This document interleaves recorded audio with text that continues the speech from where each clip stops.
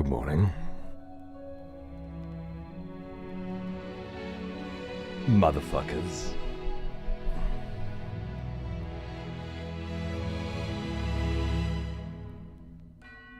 How we fucking doing? Morn!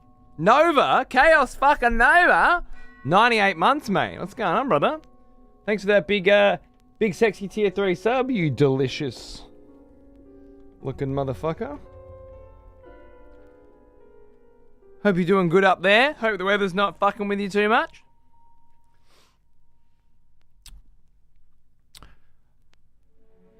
I remember what healing that fast was like. My body sure doesn't know. Yeah, absolutely. Kids just fucking bounce off everything, right? And then you get to this age. I fucked my wrist again yesterday at some point, just carrying that enormous fucking baby. Doesn't take much to sprain it or something, you know, and then just like everything fucking hurts. I felt it playing Neo all fucking night last night, so today I'm strapping it up a bit. Especially at his age, they kind of like, they try to get away from you a bit, you know, like they rock their head back or whatever, and you just got to kind of catch them with the whole fucking weight of your wrist. And if your wrist is already fucked like mine is, it just doesn't take much, you know, doesn't take much.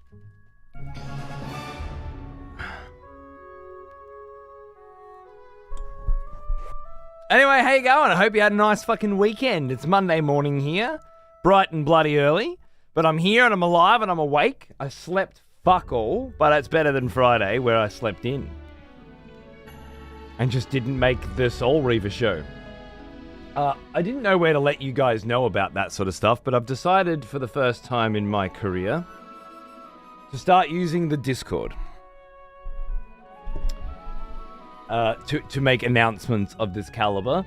Usually, I'm not the kind of person that's going to make an announcement if I don't make a fucking show, but because I'm being all structured and scheduled and disciplined this year, well, I'm trying not to need to make announcements like, hey, I didn't rock up cause, but if it does happen, and you're wondering where a show is and you want more information, Discord's where I'm fucking...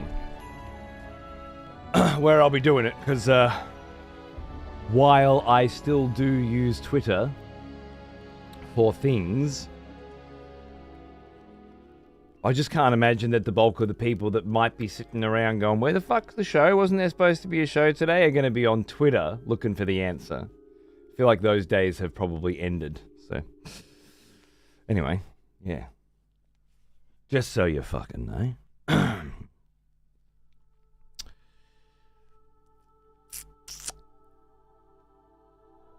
Bummer of a thing to see.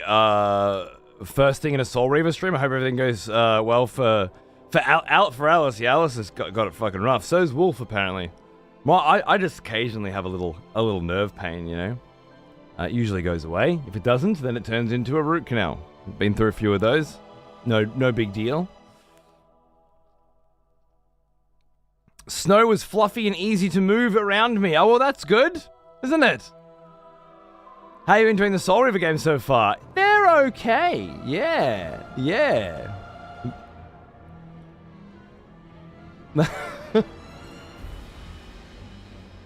They are very, very good stories. Very, very cool characters. They follow up from the exquisite Blood Omen quite well. Especially given that it's a different development team and different writer and so on and so forth. But I don't know about that gameplay. You know? I got to say, Soul Reaver is not a fun game to play. First time, you know, blind, in 2026. Not just the platforming, although it's pretty rough, and certainly not just the puzzles, although, well, honestly, I think most of the puzzles are good. It'd be a little bit fucking obtuse, but I think the level design is where I'm struggling the most. Myriad labyrinthine corridors and hallways that I can't find my way around, combined with a very, very average combat system. I gotta say though, Soul Reaver 2 has improved upon just everything in every way. Like, it's just a bigger, better Soul Reaver 1 with way cooler environments, locations, and design all across the board. So a lot of my feelings for Soul Reaver are drawn certainly from the first one more than the second, but it's just one of those. A lot of the time when I go back and play an old-ass fucking retro game that I didn't play when I was a kid, but a bunch of other cunts did, it's usually a pretty good nostalgic fucking ride, you know? And most of the time, these classics stand the test of time. Soul Reaver's just, especially remastered. I just don't think it's one of them. Again, though, a lot of that might just be contrast to how good Blood Omen did stand. Still, it's been a hell of a fun journey to go through. Largely because piecing together the story is fucking brilliant. And one that I would definitely recommend. It's that good. I'd recommend Suffering, for days. Lost in a Labyrinth. Where the only thing you can do to alleviate the suffering is mash the attack button against enemies repeatedly. And hope for the best. Some of Amy Hennig's finest work. I think she picked up what Dyack did with Blood Omen and took it in some really nice fucking places. Certainly not a perfect follow-on, but a good one. And building in all these extra layers, the Elder God wrapping its tentacles around the pillars of Nosgoth, and so there is some retconning here and there, I think, that stands out, and some things don't quite make a lot of sense to me. Like, they get a bit shaky, but I don't know the full story either. So maybe those things do get sort of clarified as we go on. If I live long enough, I'll remake these games. I think, what would a remake look like, you know? It wouldn't be a Final Fantasy VII thing, right, where we just destroy them entirely, but then it wouldn't be a Demon Souls thing either, where it's just a graphical update, more or less. Because that's what the remaster is, more or less, and I think that serves its purpose pretty well, right? It would have to be somewhere in the middle, where we're talking about a new combat system, because the current one's just not worth keeping. And maybe redesigning some of the level design, perhaps. Not all of it, just most of the set pieces are pretty good. I think the journey between them at times can be a bit convoluted. I don't know. I don't think it'll ever happen, although I hope you do. Good to see you too, Zeph. I picked up Neo 3 for the PS5. Nice flat screen time on the couch in the living room. Yeah, dude. I'm doing Neo 2 in there at the same time. And so I know exactly what you're going through. And it's beautiful. Great, great fun. Hey, Moon. How are you, mate? What's going on, dude? Fucking Reaps. Rejoice, Vegs. fellow expletives. The beautiful Mono. One of our the wonderful Irish Dave. is returned. Take up arms, Fucking executioner. warrior. The battle rages. You, sir, are a cunt. You know what? I'll take that. I'll take that. I've worked long and bloody hard to build my reputation as a cunt. So thanks for noticing. And paying for it. Cheers, mate. I hope you're doing well. 125 months. A country and a quarter. Cunt and a quarter.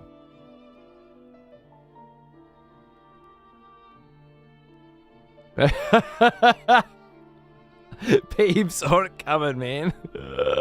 Saw it coming a mile away. It's just because I knew you were lurking, Peeve. And I figured because you coined such a fantastic phrase, I would be remiss if I didn't remind everybody every time the opportunity presents.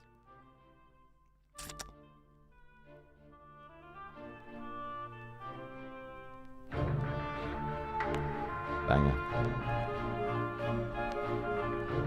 A remake could be interesting. I prefer a continuation off of Defiance as opposed to a remake, though. I can't imagine this series without its current voice cast. Would you have to redo the voices?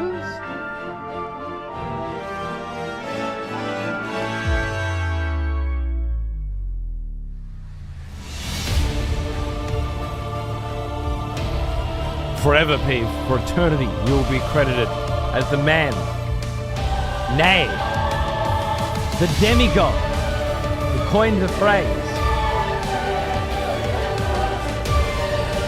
country.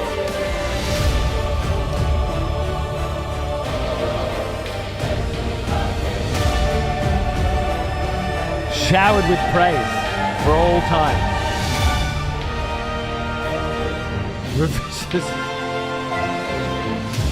We just call that history.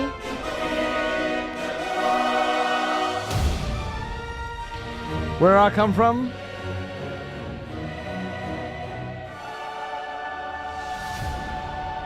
Dave, g'day mate, how are you? What's going on, dude? Good to see you. Yeah, I don't know if you'd redo the voices, Alice, because none of the cutscenes need to be remade, do they? I mean, I guess if you wanted to remodel the whole game, you're going to remodel the cutscenes as well. But you don't have to rewrite them. You have to re-script them.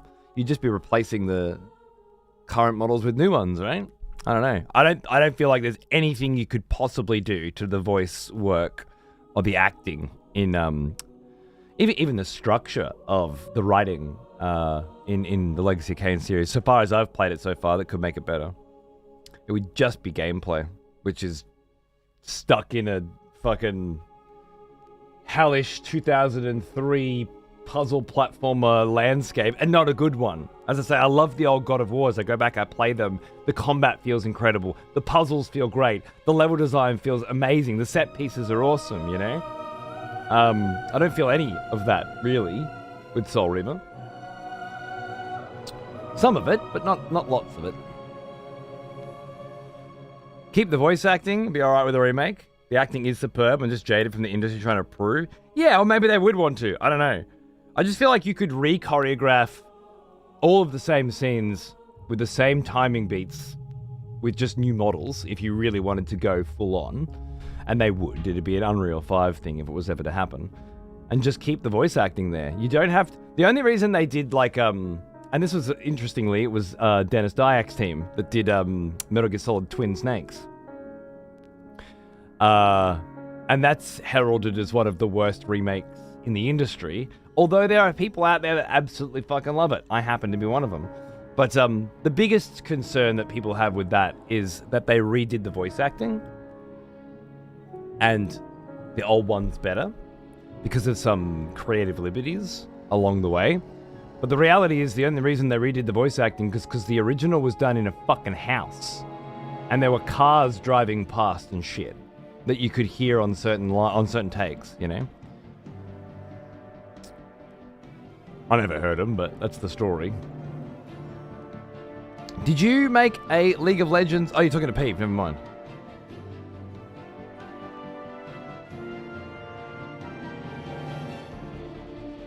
Maybe Paunce? Paunce and Peeve are pretty similar, and Paunce definitely did League of Legends videos 10 years ago. And also hangs around here. That's it? There you go, yeah. Then, well, I'm very, very good friends with the wonderful Paunce, and we play video games together all the time. How did I make that link? Funnily enough, because I call Peeve Paunce and Paunce Peeve all the fucking time. And because they're both probably the closest friends that I have on Twitch. Period. Certainly the people I hang out with the most and have for the longest.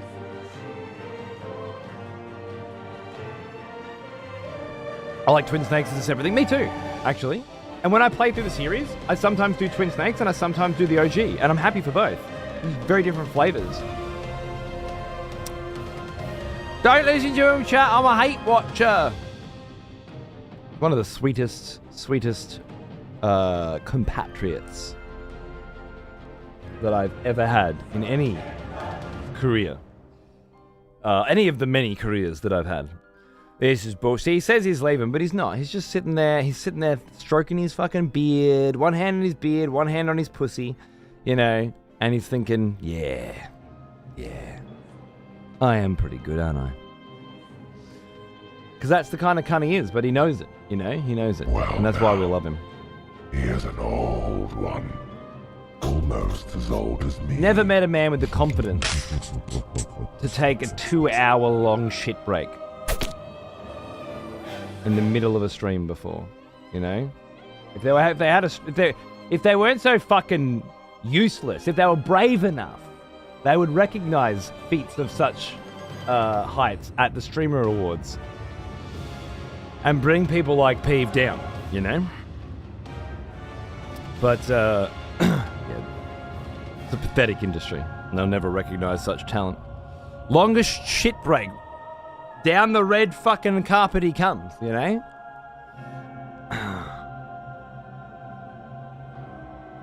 Oh, Toby, what's going on, mate? I swear to fuck you smoked a bowl for me a week ago. It can't have been a month, can it? Can it?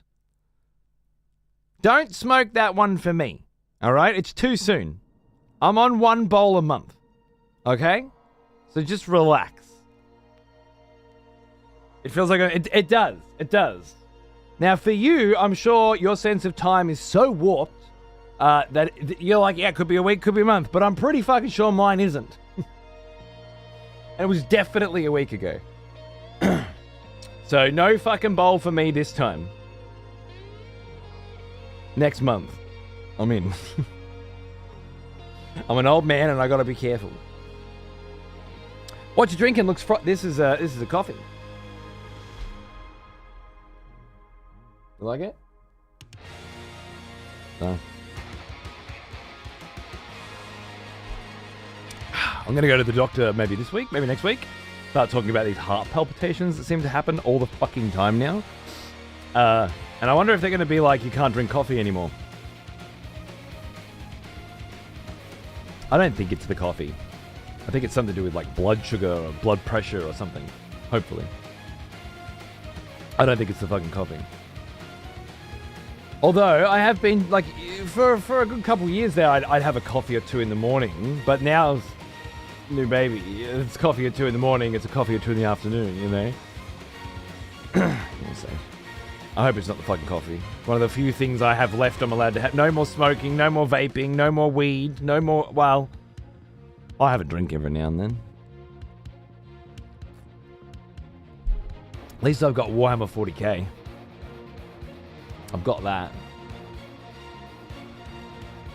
I'm pretty sure in a haze on last night's stream, I may have spent $400 on plastic.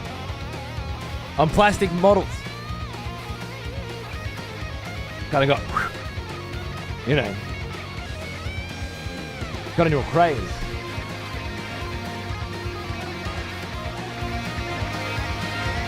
$43 and $22. No, it fucking ain't, is it?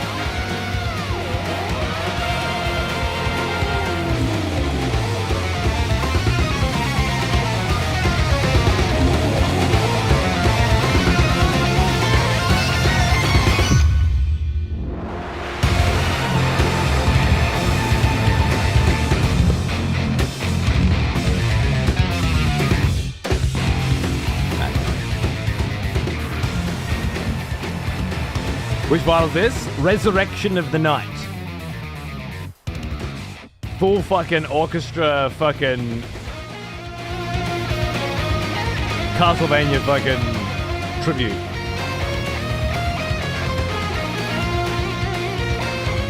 Yeah, energy drinks do it, but I don't drink those. I haven't drunk those in years and years and years. Just get palpitations that would deem non-life-threatening, just annoying. So maybe it probably is. But I need to get it checked out because it's usually after I eat or when I lay down in bed. I find that that's when it kicks off. But it's happening like every fucking day now, you know? Whereas it used to happen when I had a cigarette. Even a few months ago, I'd have a ciggy every now and then, you know? It would immediately be like, okay, this doesn't feel good. I can't do this anymore. Good thing I've quit. Is it heart issue or reflux? I don't know. I always have reflux. I take medication for it basically every day. Every couple days, really. Just Nexium. which is over-the-counter stuff, but it works perfectly fine for me, and it kills off the reflex. But maybe like there's something else going on in there as well. I don't fucking know.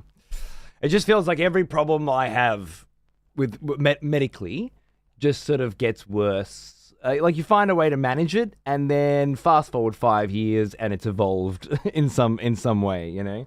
So maybe it's another part of that, or maybe it's fucking early onset fucking diabetes or something, you know. That's why I got to go get some blood tests.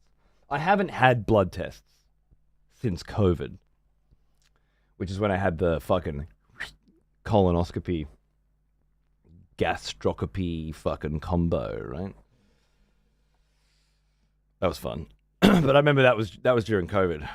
Was it? Oh, maybe that was before COVID, and COVID was getting my balls checked because there was a lump, which turned out to be a totally normal lump, but there was a lump, you know. Like when you've been feeling your own balls for 30 odd years, a lump stands out. You're like, wait, what the fuck is that? You know, that doesn't feel right, does it?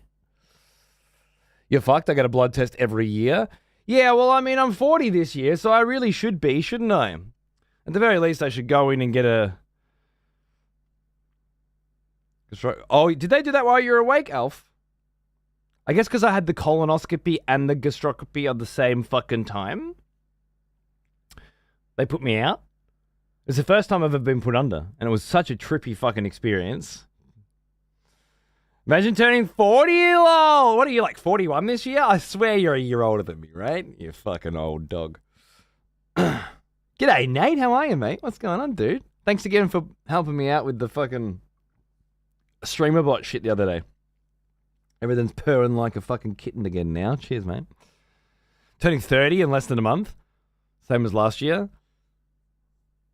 Jamalki makes that hilarious joke as well, all the time. Do you guys think you're fucking funny or something? Did you just see somebody else make that joke at some point and think, yeah, I'll just make that joke every year too? Do you remind people to drink fucking water every day as well? Because it's hilarious or something? Idiots. Fucking idiots, the both of you. Someone has conscripted new voters for the next execution. Wonderful. Thank you, Chaos Darling. And welcome back, Nate. Fucking there's 3 months in a row. Look at that. Absolute champion. Cheers, brother. 40, youngin'? Yeah, well, you know. Old enough to be like, okay, I do need to get the blood tests every year. I've clearly got some shit going on. Should probably get someone to look inside my ass, you know. Maybe get a finger up there. Tickle the fucking colon or something. Prostate. Fucking prostate's probably got to have a gander at too. Like, I don't know. If that's not old, I don't know what is. Certainly not fucking young. All right? No more. Not unless it's for fun, you know. This is serious. It's got to be with someone I don't know. Which, again, could be fun under the right circumstances, but... Yeah, fingers up the arse age, exactly. Good prostate milking? Yeah, I honestly, I swear, I've never looked it up. I'm not sure what the process entails. And in this age of information, can you imagine having a thought and not having it answered for you immediately? I can. I was born in the 80s. I'm still able to... Hell, sometimes I'll hang out with friends and we'll have a discussion about something and we'll have a question and then we won't look it up on our phones. We'll just let it sit. Maybe it's this. Maybe it's that. Maybe we'll never know, you know? Just so we feel young again. And it works. Works like a charm. Highly recommended. Especially if you were born after the year 2000. You should definitely give it a try. I know it seems unnatural to not immediately know the answer to a thing, but trust me, there's some therapeutic benefits to it. Anyway, yeah, same sort of thing. The conversations are going to start turning to prostates. But yeah, I never looked up what the process is. I don't want to know until I have to know, you know? Wakes up with joint pain for no reason? Yeah. Although there's a reason for this. I have a fat fucking baby. You can probably get it done cheaply behind Bunnings. Oh, yeah. Snag out the front, prostate around the back. Yeah, I like it. Fucking they do everything at Bunnings, don't they? Prostate you do via blood test now? Really? They don't have to put anything in my penis? Huh. Well, that's a bloody relief.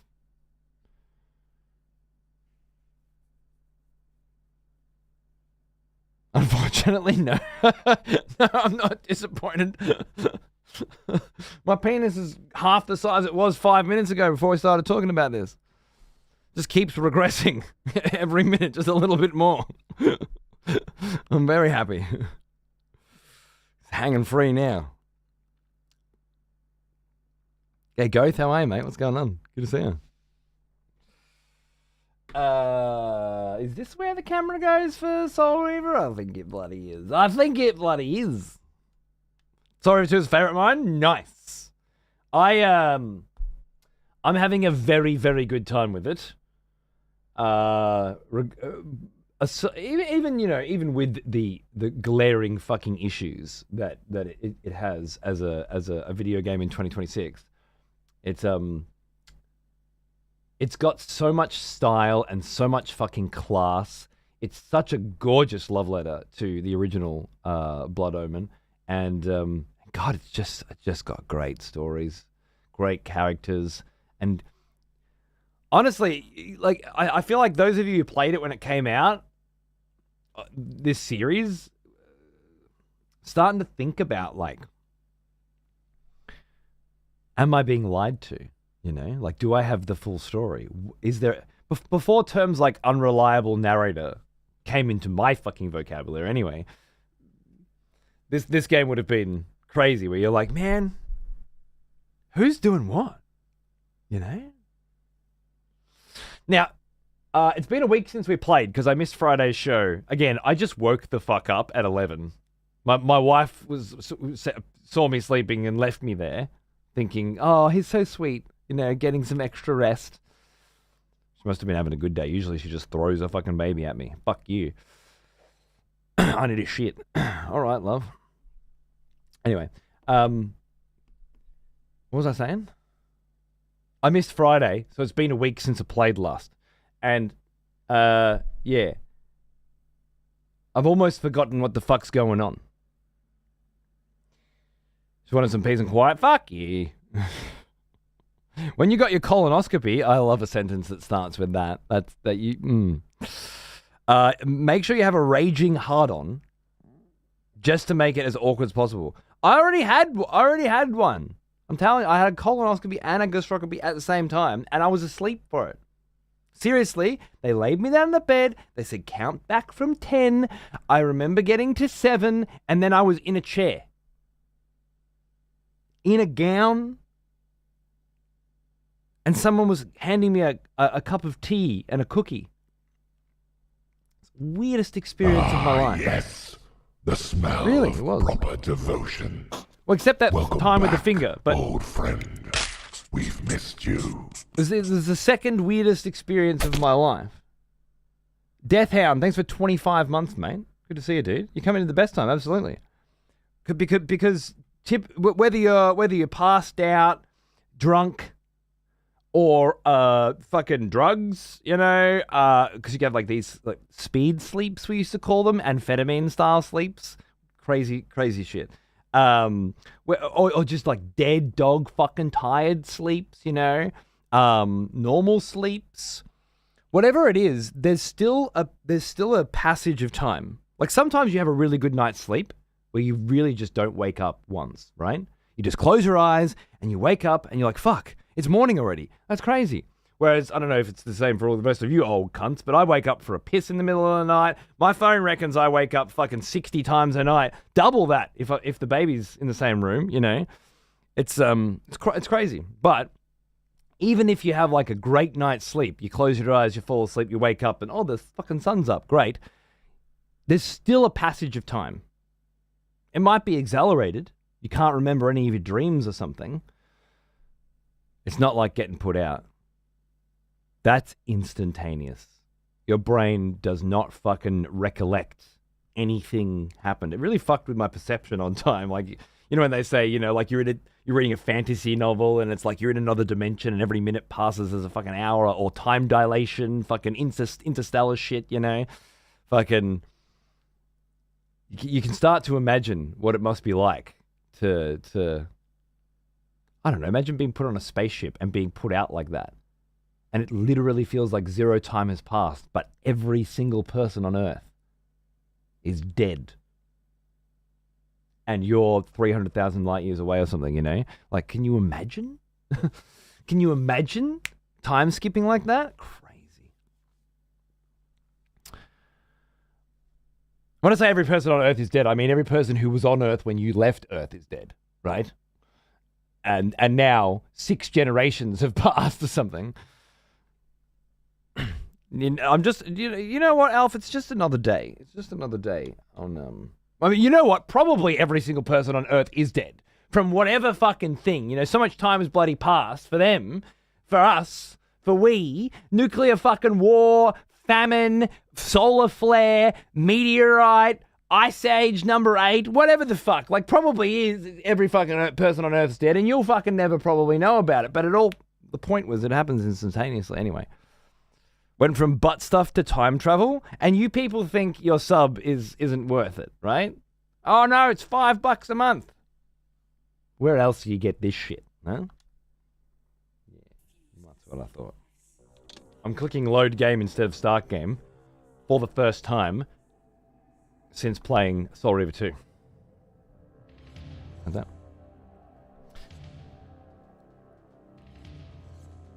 Okay, now. Well, now, he is an old one. That's why I've subbed for so long. Almost as old as me. It's a long time. 115 fucking months. It's more than a country. Isn't it, Peeve? Thank you, my friend. Cheers. I was waiting for the start. It's not happening today. I'm fucking on the ball today. 2 cups of coffee in me. Ready to go. Fuck you.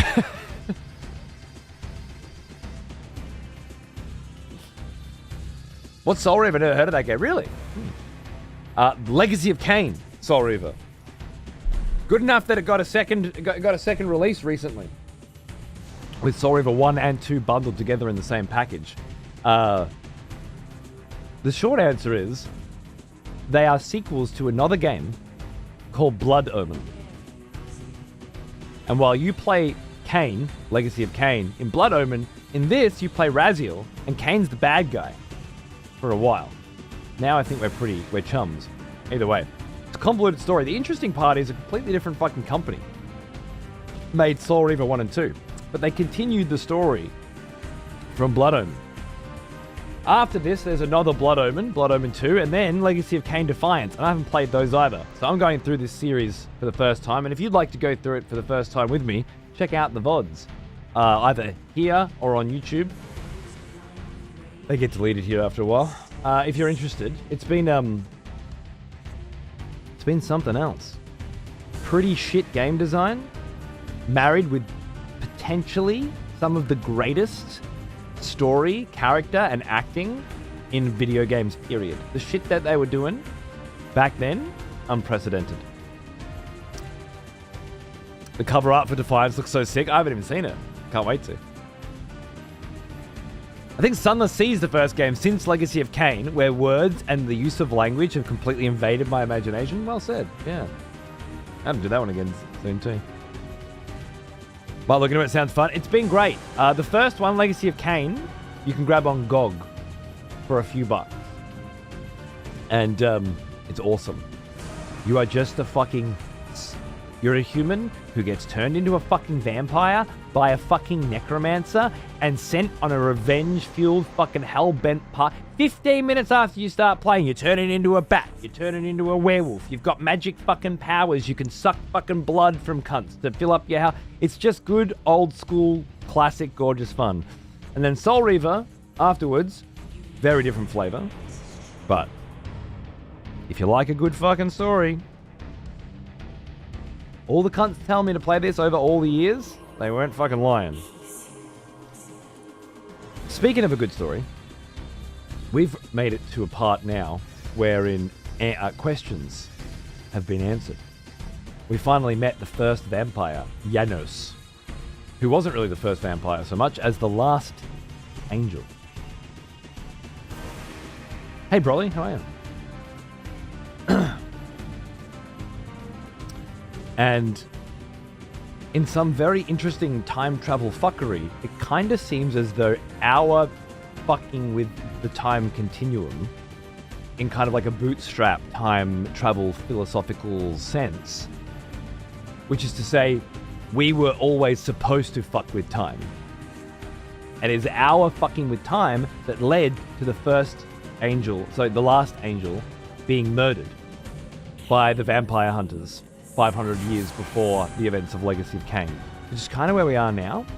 So Raziel has led the vampire hunters to the last angel, known to most then as the first vampire, as far as I can tell. And it's because we went through his crazy ass fucking, labyrinth of traps that the vampire hunters could follow us in there and kill him. We didn't know how he got killed. Turns out it was us. And that's interesting because that kind of time travel, which you're all very familiar with, that kind of everything has already happened. So if you travel back in time and change something, it doesn't matter because you have already traveled back in time and changed something, right? Like it's already happened. If you are ever to time travel, you have already time traveled. As opposed to the other kind of class of time travel, which is what this series has been using up until this point, which is very much you split the time continuum into different paths. You go back and change something, well now another timeline exists. And so up until this point in the game, we thought we were in another timeline, but instead now the implication is we're still in the same one. Perhaps. And I'll qualify that with, that's just my fucking read of events as currently, and I haven't finished the series, so I don't know. And with that note, let's play some fucking Legacy of Kain.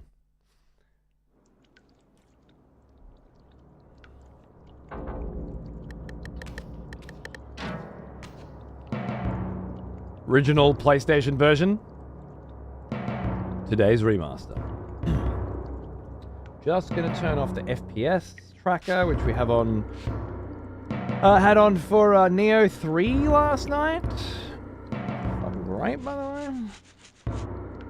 Janos' new character model looked incredible. Yeah, dude, those wings look really good. All the black feathering and shit. Gorgeous. So, if I remember correctly, we got teleported by Janos outside of the room where he is currently being murdered. And we're trying to find our way back in so we can save him. While I play a PvP-like game called War Thunder. War Thunder? I've never heard of it. Could you tell me more about this war game with thunder? Does it have tanks? Are there microtransactions available? But they're optional and you don't really need to spend any money, except that you kind of do. Otherwise, you'll never keep up with all of the people who are spending money. Do they have an internet-wide advertising campaign that they've been running on every website in existence for 10 years? Fucking like we haven't heard of fucking War Thunder. Shut the fuck up. Jesus fucking Christ. Okay, we came in. We come in here? We're gonna come in. Next, they'll be asking us if we've heard of fucking World of Tanks,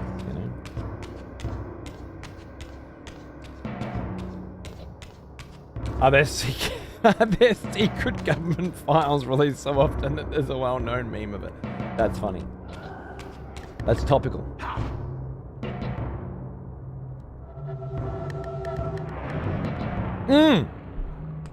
I'm in. We can't get through the door because we don't have the Fire Reaver. And we're in the Fire Shrine, so we can upgrade to the Fire Reaver. We've got the fucking Light Reaver. We've got the fucking Dark Reaver. We've got the fucking Air Reaver. We need the fucking sun. The power of the sun. We need the Fire Reaver to open the door. Alright, I'm back in. I know where I am. I know what I'm doing. I know what's fucking happening.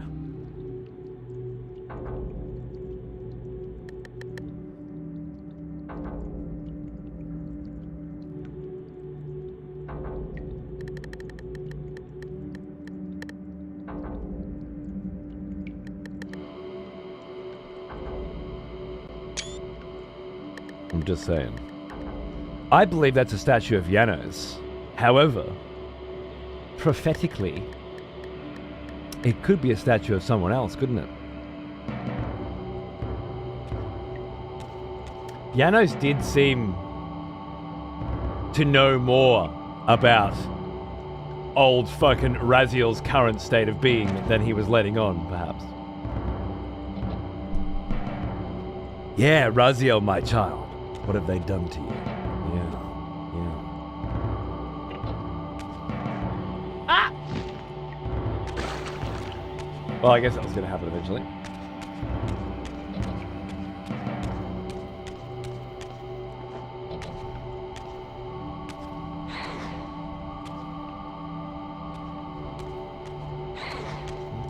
Just checking.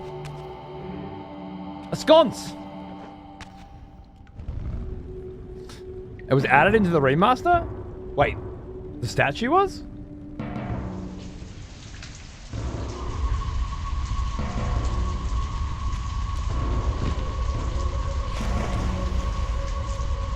Huh. Are you sure? Oh, I didn't see that coming.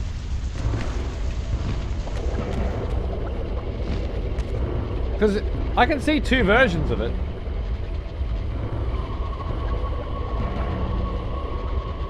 Did you see the textures change? There is an old textured version of it. I'm not saying you're wrong per se, Goth, because you might know a lot more about the series than I do.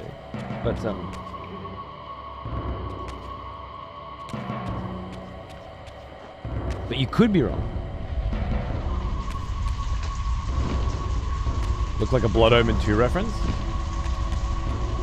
Do you know what foreshadowing means? A righteous infliction of retribution. No.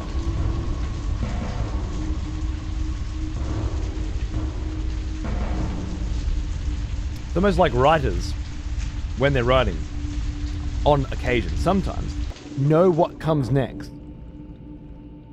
And they leave little breadcrumbs for you to find. So that you feel super fucking clever, when you find them. And are like, whoa, bro. This is prescient. How'd they do that? And the answer is talent. Foreshadowings are literally... yeah.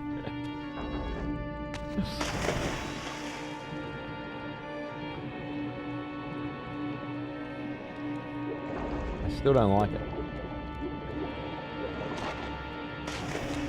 Can I fucking put my blade in this? Yeah, I can. Okay. Doesn't seem to do anything? Okay, good to know. So what... And this is something that I have trouble with a lot of puzzles in this game. Not all of them, but a lot of them. And in the other Soul Reaver as well. What am I trying to do?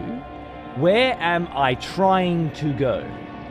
It's not immediately clear. I'm just playing a video game and I'm in a video game room. You know what I mean? And I don't think it's good game design. Because it's very difficult to try to solve a puzzle when you don't know the answer to those questions and you can't reverse engineer. Oh, I'm trying to get there using this. I don't have a fucking clue what I'm supposed to be trying to do, Should I be fucking shooting at windows? Which, by the way, is how you solve at least 3 puzzles in this game and kill a boss. Well, in the previous one. You know what I mean? I never liked it. Are you streaming Defiance? Fucking oath I am.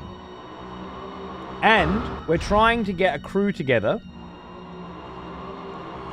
to do a community night of the now defunct Soul Reaver Legacy of Kain multiplayer PvP game.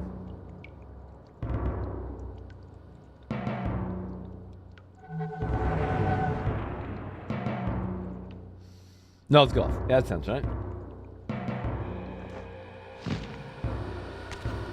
Nosgoth's still on. We just need to. It's going to either be on a Monday or a Friday, right? So it'll be during one of these time slots. And given that I've been doing this Monday Friday thing for all of Soul Reaver, hopefully people are starting to get cut. Well, I missed a couple, but well, only one because I had to. But like, hopefully,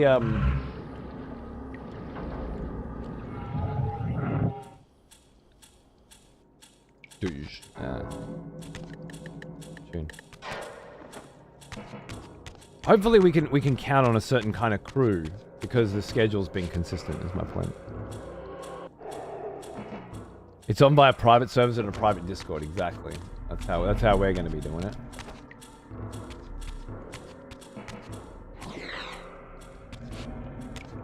I can't grab stuff in this realm, of course.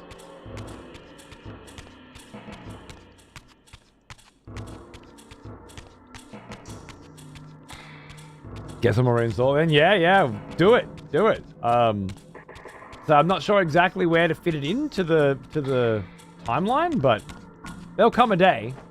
I was like, yeah, let's fucking do it. Let's do it now. We just obviously, we have to have, what, 6 people or something?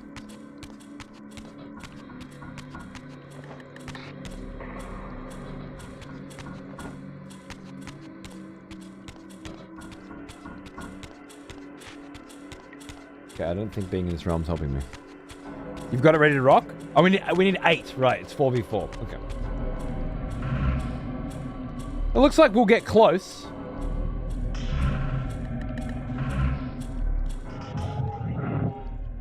Looks like we'll definitely get close. That's good. Alright, so I came into this room and there were pillars and I lit the torch and that flooded the room with blood, which is very interesting. And now I can swim around the room and I can walk around the room, but it doesn't appear like that is what I need to be doing. I can't break the windows. I can grab another sconce. So maybe that's somehow relevant. Otherwise, why would there be sconces, right? So let's assume that grabbing a sconce is a necessary part of the equation. By way of deduction, there is no other thing we could be doing. So let's light the sconce and jump here and down here, and our sconce goes out. Yeah, that makes sense. Okay. So I light the sconce and then I go here.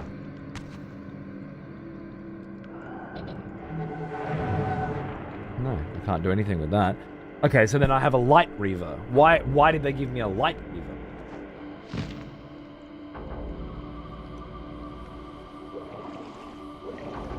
I'd like to join the crew for Nosgoth Mondays. Nice. What's the community Discord? Yeah, their one I don't know.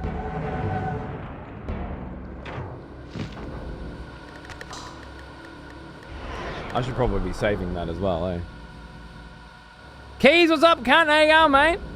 Play now, 2025, Nosgoth private servers, join us. Fuck yes. Let me just bookmark that shit.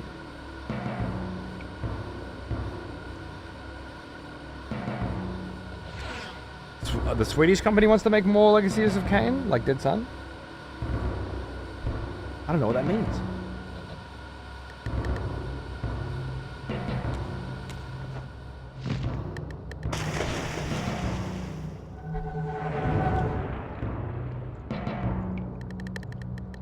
Hopefully not that. Okay. Good on you, Keys. Fucking watching the Super Bowl with Dad, hey? What a beautifully American thing to do. I'm glad. I hope you guys are having a wonderful day. Good on you, mate. There was a cancelled Legacy of Kain game titled Dead Sun many years ago. Oh, thank you for providing that context. Even though you didn't introduce the topic, and the person who did, and the onus obviously on them to introduce it, as well, didn't. It's nice of you. Do you provide that service for free? To help deal with the cunts and the lack of etiquette in internet conversation in the modern world? Or do you charge for it? Zedra, $1.99. There you go, Goth. Cough up, motherfucker. If you're not gonna do the work, get this cunt's fucking PayPal. Stop your, or give me the money instead, and I'll totally give it to him.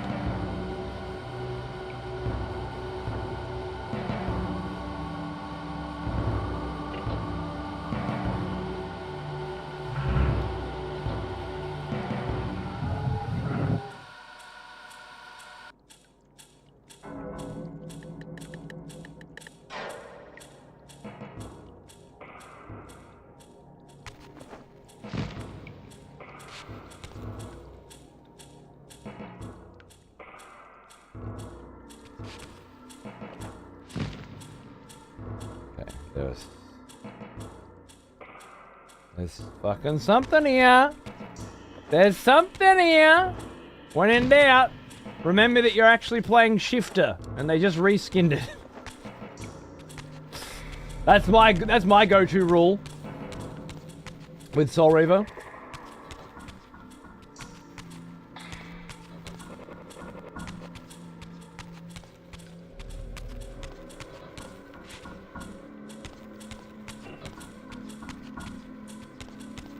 Now what?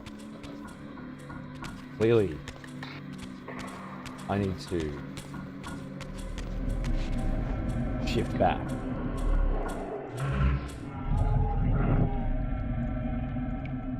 I'm back up here, but the room is filled with blood, and I can't bring the Reaver with me because I have to shift to get up here. I can't bring a sconce on fire with me because of the same.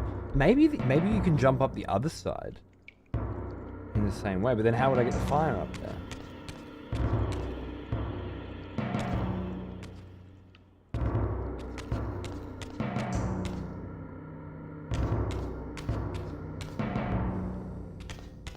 I'm thinking that this will give me the fire, and that this is a reference to, again, this sort of bootstrap time travel. Raziel was supposed to be here. This was preordained. In which case, I'm trying to, I don't know, light this with fire to give me the Fire Reaver. That's what it feels like I'm trying to do.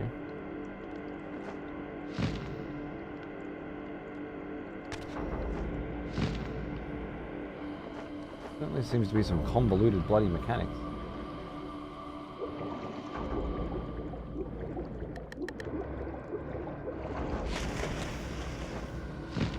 A comic of this series? No.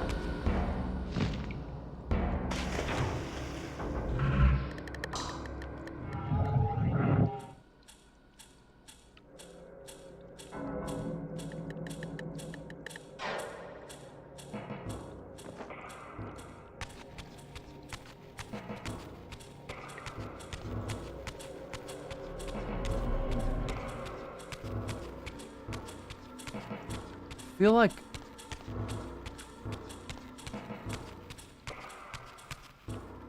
I need to get the... They're giving me the Air Reaver and the Light Reaver. But the Air Reaver's now underwater, and I don't think I can grab that. Maybe I can swim down there and grab it.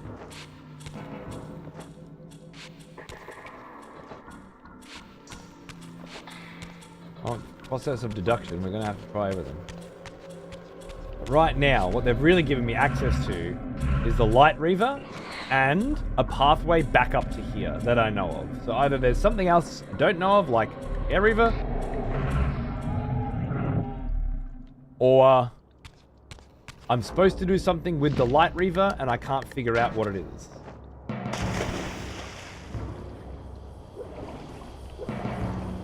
This doesn't appear to want to let me activate it while it's underwater. So then Again, process of deduction. The only thing it can be is that you have to use the Light Reaver in some fashion. Oh, wait, no, I didn't. You know what? I didn't have my Soul Reaver out. Oh, you can't underwater, right? Yeah, never mind. Okay. So same thing. Have to use the Light Reaver to raise that pillar to access the Air Reaver. I don't think there's another possible option. Now, if that's the case, what the fuck can I even do with a Light Reaver right now? I mean, really, it's just shoot it. Right?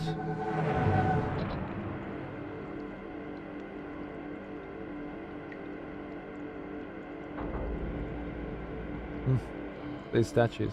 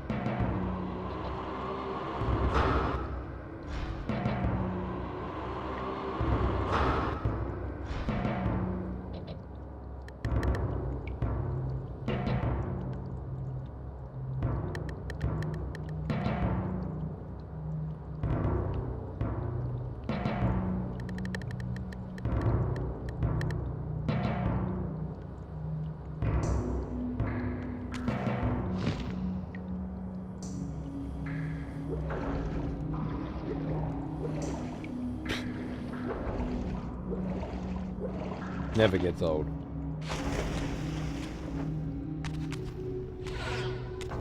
What else can I do? I can grab another sconce. Grab another sconce and I can light it.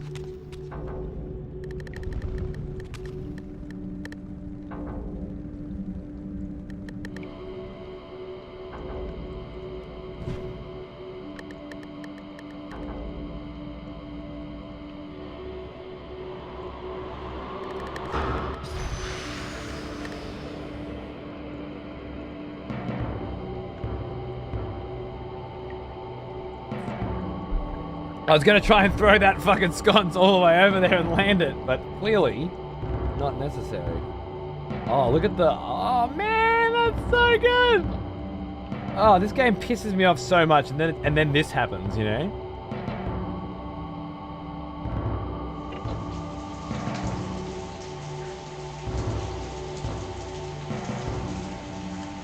From the mouths of the demon angels?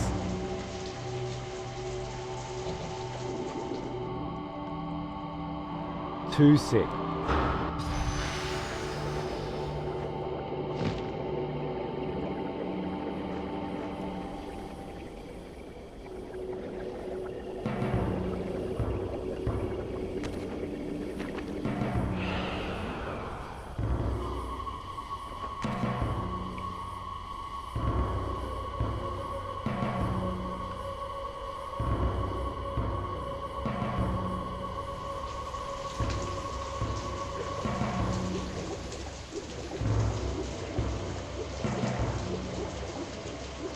Like Razzie, I wish he was a vampire again.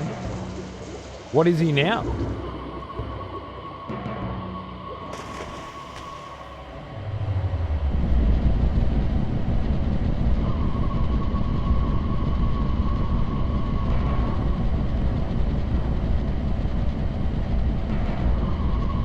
This looks fun.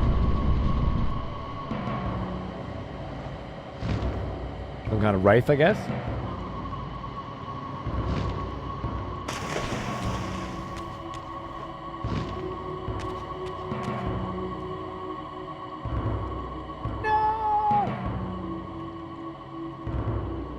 Wraith or an angel.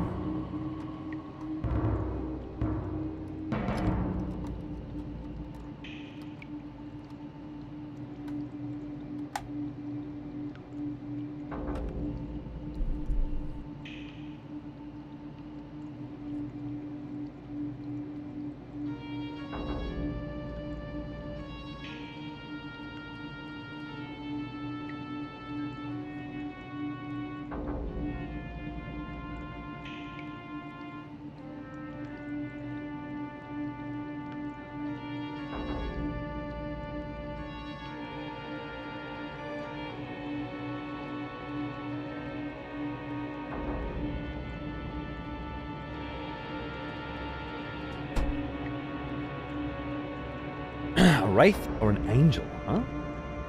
Interesting. An angel. Be born a human.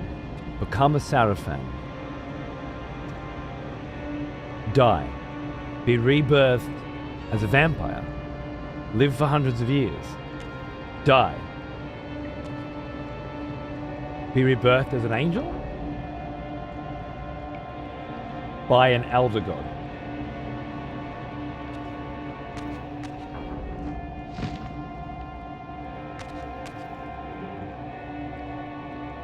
Usually wraiths are less intelligent. Usually when? I don't even think I've seen a wraith in this series with which to compare to. Have you?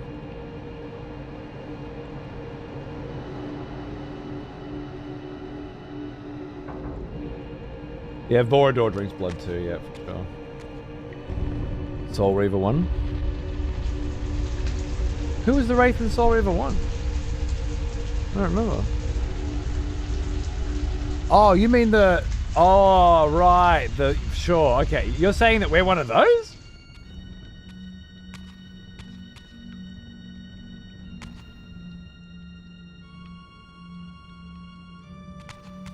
I'm not sure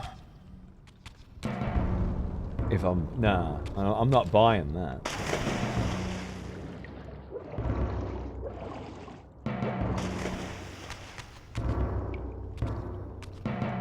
Maybe we can't put a label on this fella, huh?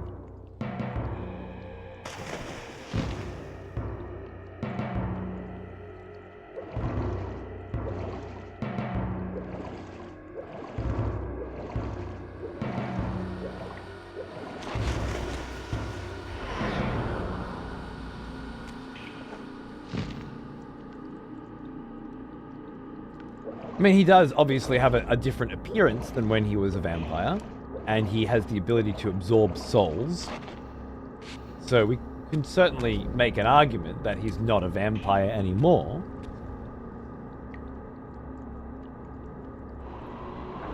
And is something else, but...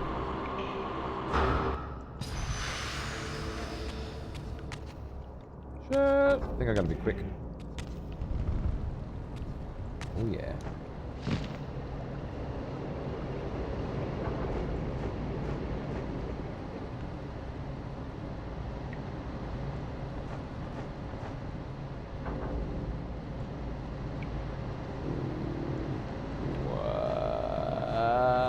Whoa.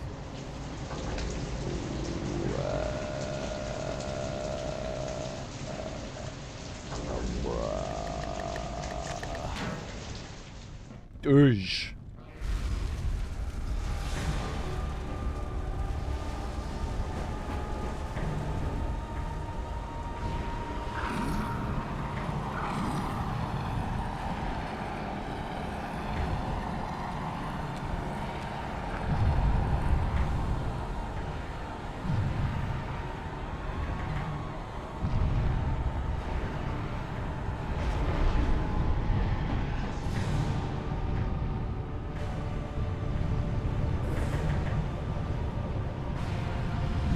Sigil of the Sun. Fucked up that last glide quite a bit as a kid. I can see how. It'd be a bit of a pain, but you nailed it. I had to finally nail something in this fucking game. I didn't nail noticing that there's a fucking thing on the fucking roof, even though noticing there's a thing on the fucking roof is how you solve about 60% of the puzzles in this fucking game. The final element. The Flame Reaver. Which I did find in the first game, right? But it was hidden in that. Olympic torchbearer.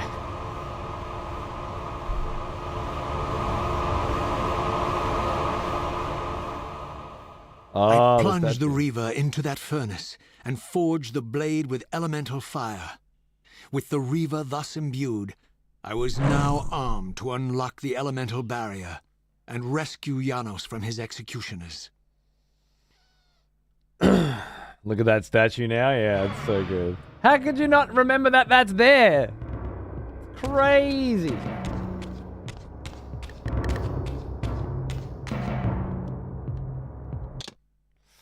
Crazy. Final Reaver is the only one you can get in the first one. Yeah, yeah. And I randomly stumbled upon that, being lost as fuck.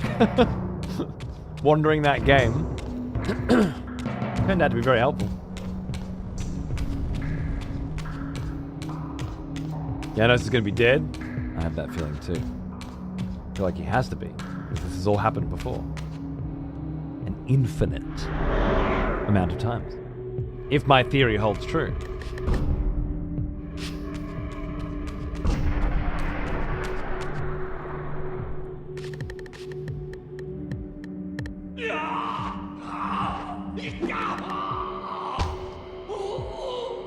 Hold him!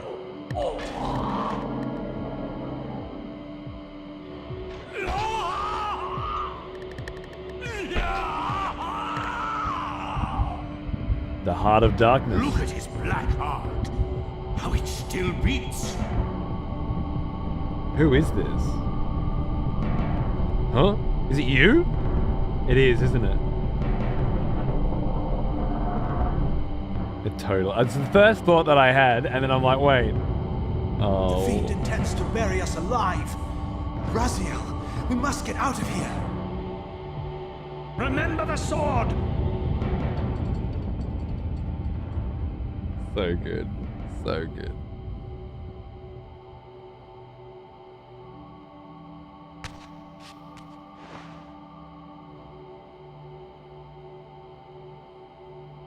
Forgive me. I'm sorry. I failed you.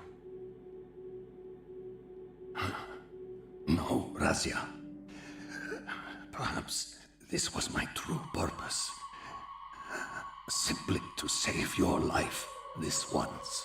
While I have taken yours.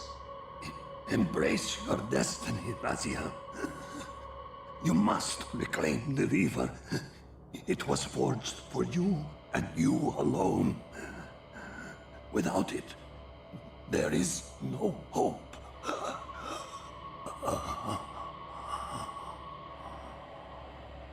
So then the Reaver was forged back then for a day that had yet to come. As I backed away from Janos's body, I was overwhelmed by a sense of self-loathing so deep I could barely contain it. In that instant, I rejected all that I ever was, and embraced the role Janos had safeguarded for me so patiently throughout the centuries. I knew then what I had to do, the task for which I was uniquely prepared. I would pursue the Sarafan dogs to their loathsome fortress and avenge Janos Audrin's murder. By killing yourself? Mobius would pay dearly for his treachery, and my Sarafan brethren would reap the horrors they had sown. I would retake the stolen Reaver, which was rightfully mine. And finally, when all these debts had been paid, I would reclaim Janos Audrin's heart from their filthy, unworthy hands. If the heart was truly imbued with the power to restore vampiric unlife, its highest purpose was clear to me. I would restore the heart to Janos, and thus undo the vile crime committed by my abominable former self.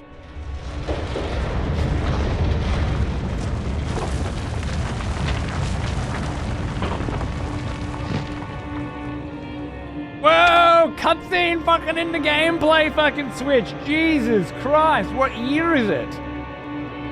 And there goes the fortress. And now we're where we were last time we were here, huh? Footprints in the snow. Fucking... Think you're cool, Metal Gear Solid? Think again. How's that for cyclical nature? What a masterclass. They really are using the gameplay to tell the story too.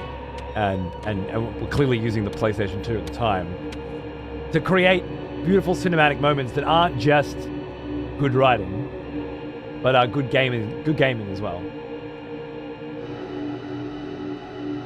And it's very impressive. This one, though a trial at times, may very well stand up. Soul Reaver 1 can suck my fucking chode, though.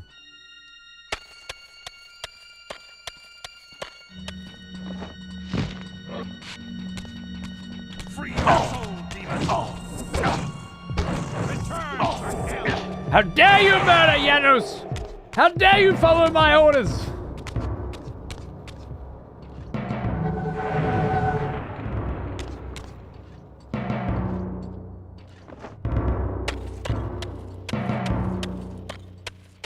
Yeah, fair enough, Alice, fair enough. I'm not exactly excited about playing Kingdom Hearts 1 again either. And then that was one of my favorite games for years. You know? Some things do age. Well, however, in the case of Kingdom Hearts 1, which is apparently getting a remake, like there's rumors, nothing's going to make that story not shit, right? Because there's no way they'll rewrite it. Because rewriting it will be suicide, because it'll kill the nostalgia.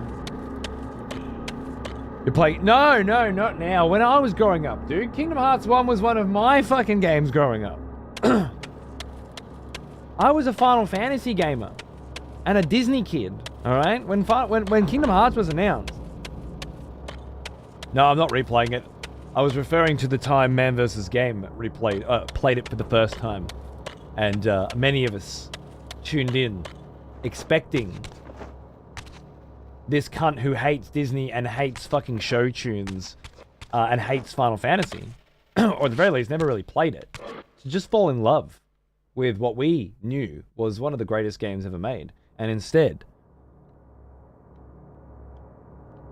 were witness to an utter and complete evisceration of one of our oldest and dearest memories. So much so that come out of it hating Kingdom Hearts. I certainly did. I couldn't believe how bad the writing was. Couldn't believe how much of it I'd forgotten. I just... few key moments, you know, had stuck in. We've been expecting you. Good, gamer girl. Good. So, these demonic pests were not merely the product of Nosgoth's corrupted future. Interesting. For here they were, hurtling back over 5 centuries to pursue me. Almost like someone sent them. These creatures, I suspected, were minions of the unseen forces that had hoped to control me. Indeed. This was the tangible expression of their displeasure. These demons were unleashed as the penalty for my disobedience.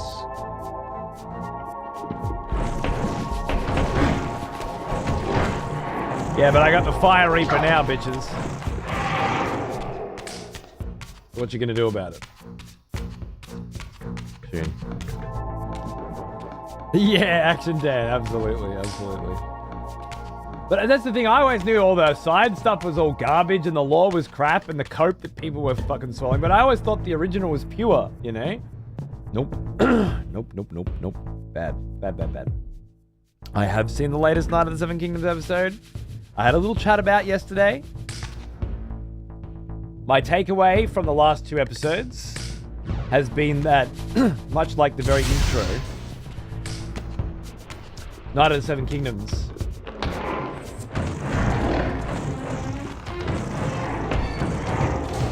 exists to shit on Game of Thrones.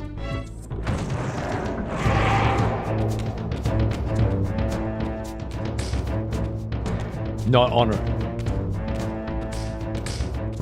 And I love it for it.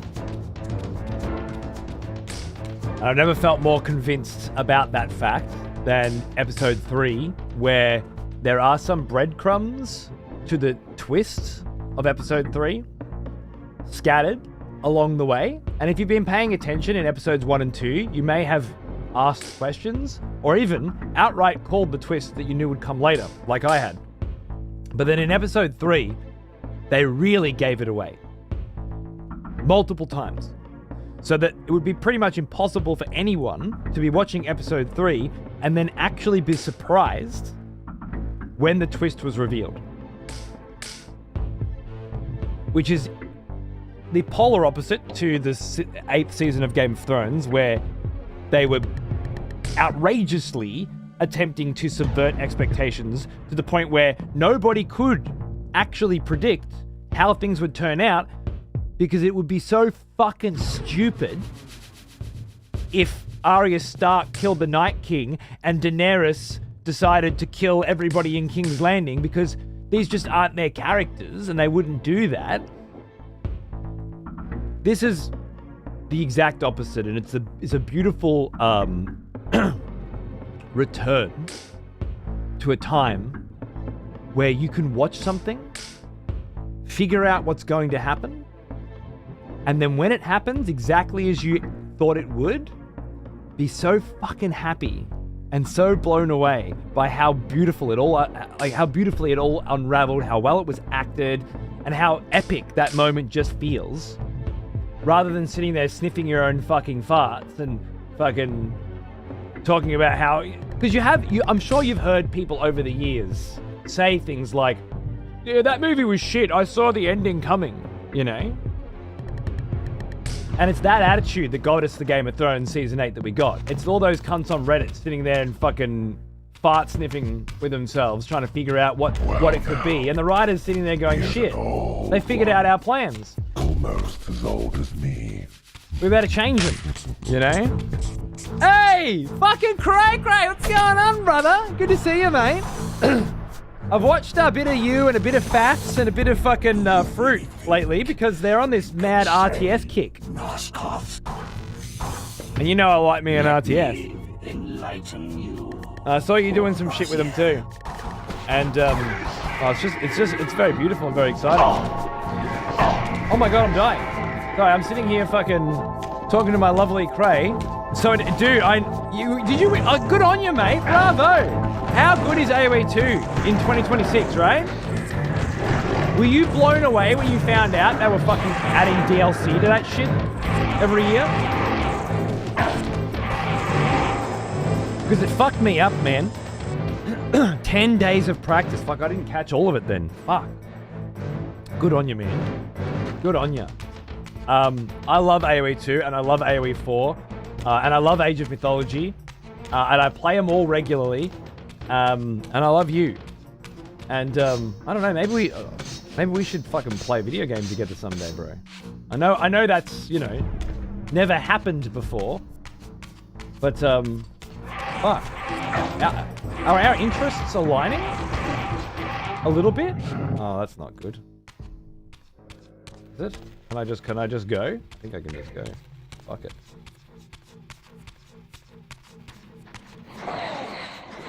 Are our games coming together? After all these years, they might be. They fucking might be, bro.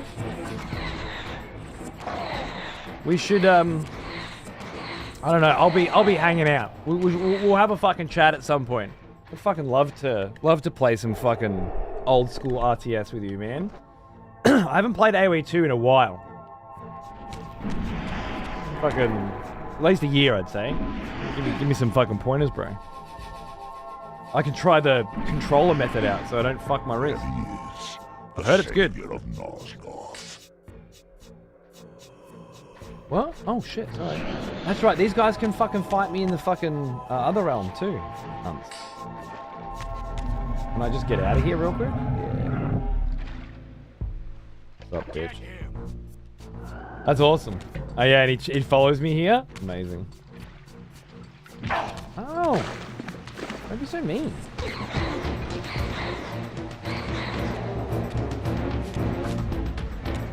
Come on, you big bitch. Oh, they're fighting each other too. Amazing.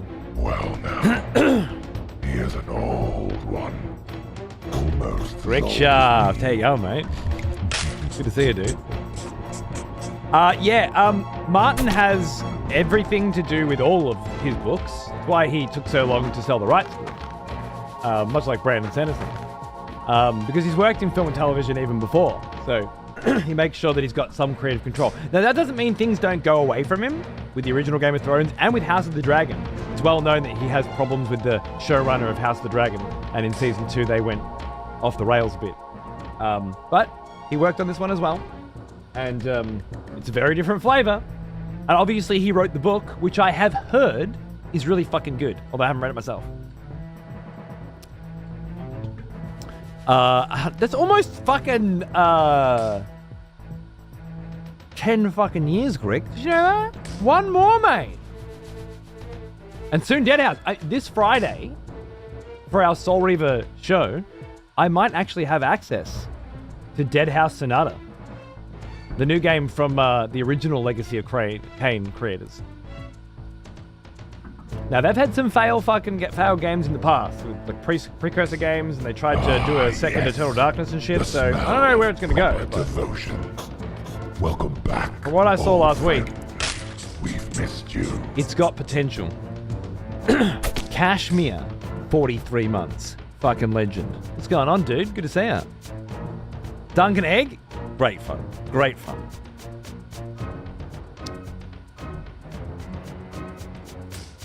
Like when you see the AI fight, the term AI, when you see the enemies fight each other, absolutely. Do FromSoft have to consult Martin when they do something Elden Ring related?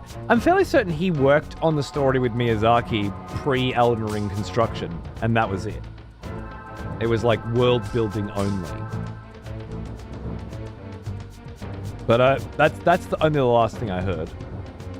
It exactly is, Edra. It is. All right, now, where am I going?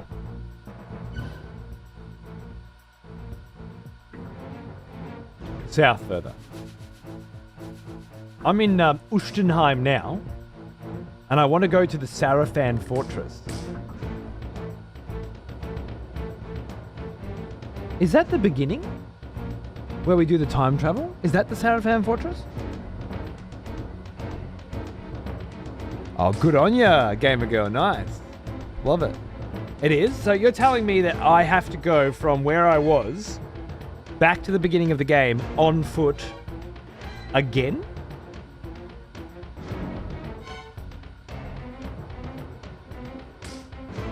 For a fourth time?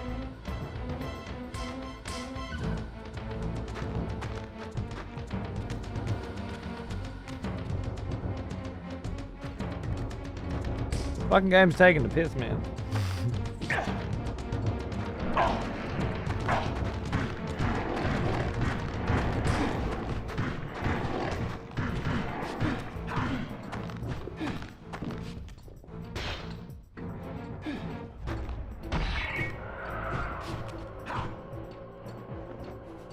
One moment.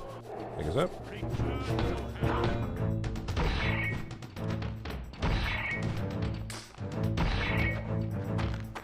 The gate open? Yeah, I don't need to fight this cunt. If any of these wings work. Or I could. Oh, no, I need to fight. Oh shit. I see. There's another demon. I need to fight. If only he could turn into a bat or something, right? I just don't understand. How am I going through all this again? How many fucking times do I have to replay the same game? Just like the worst example of milking the industry, milking the sort of the limited amount of shit that we built. Is there a soul there? Yeah, I'm gonna need that.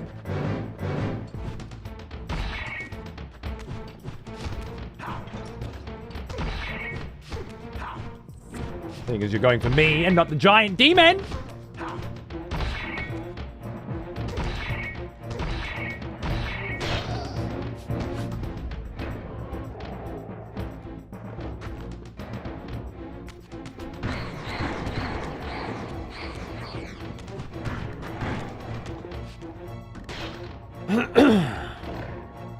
Yeah, it reminds me of like Devil May Cry 4, where it was like play half of the game and then turn around and play it again. Backwards. This fiery visage at Uchtenheim. What a throwback. I know it's not its intention, but it makes me think of a different time. All right, maybe I do have to kill everybody or something.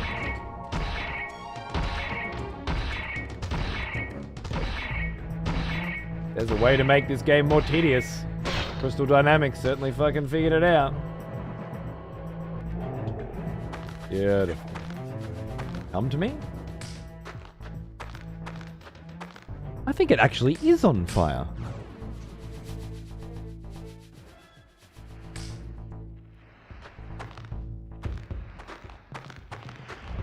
Isn't it Vorador?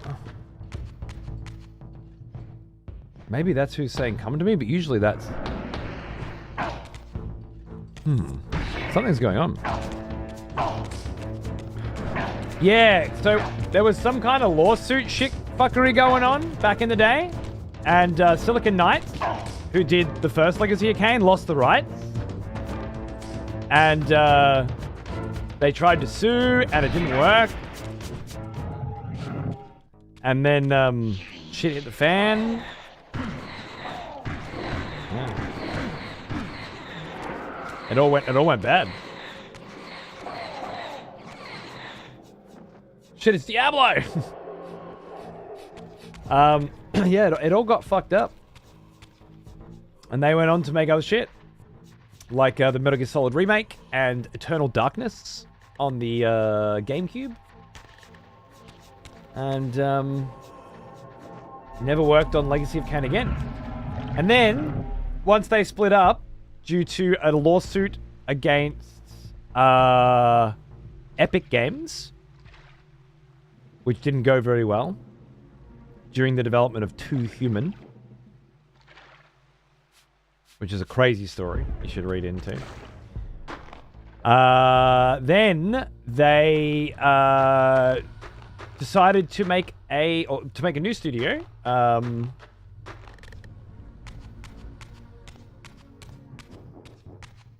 Called Precursor Games, to do a spiritual successor.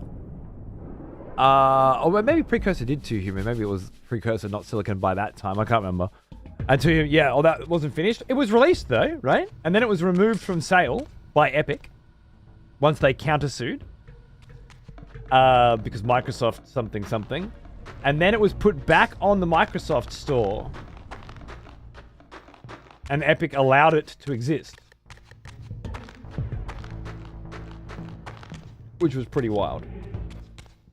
It was released, it was Silicon Knights. Yeah, fair, okay. So then it was Precursor Games afterwards, and they tried to do a Kickstarter back when Kickstarter was really coming up. And it was we're doing a spiritual successor to Eternal Darkness. And they had a team out in Canada, and it was looking fucking good. They had like a whole narrative thing going on, and you know, there's a big fan base for Eternal Darkness. And the Kickstarter didn't work. But because it's Kickstarter, nobody lost their money. You know, Kickstarter didn't make the goal. They didn't make their money. The game never got made. Now, Diax got a new studio, Apocalypse, and they're trying to do a spiritual successor to Legacy of Kain Blood Omen. And much like the Eternal Darkness spiritual successor that was planned, which had some pretty, you know, outrageous and wild ideas for how it would take games in a new direction, so does this. And from what I gleaned from speaking to Dennis, from what I gleaned speaking to Dennis, it felt to me like this could work. The question is, now that the Kickstarter is not really a thing, and you have early access on Steam, will it sell enough copies to be developed successfully?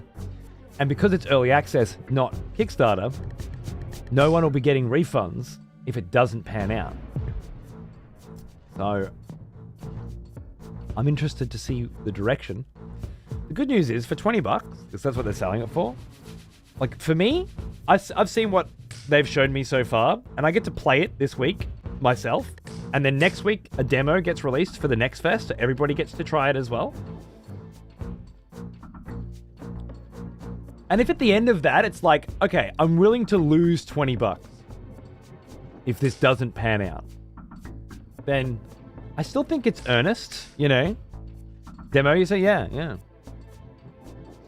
That's what you're up against. Every game that's ever attempted to create has been pure innovation. I like the ideas, at least some of them. I don't know about the community-driven content, although that's something that Dennis seems to always have been wanting to do. Create a place where people can create things, you know? And I see the joy of it, especially when it comes to creating your own dungeons, campaigns, so on and so forth. And with the new tools and AI tools, or generation, let's say, tools that are available these days and will be in the future, I could definitely see that kind of concept taking off a lot better, where you don't have to have a shitload of knowledge in 3D design and texturing and modeling and whatnot in order to make content in a game. But these tools within the game let you design architecturally the buildings in your city, you know, and the dungeons, layouts and stuff, without you having to have super skill. I can certainly see that working. But that's not what I'm excited about. I'm excited about the idea that RNG will be removed from the progression of the game. And instead, everything will be based on an astral calendar.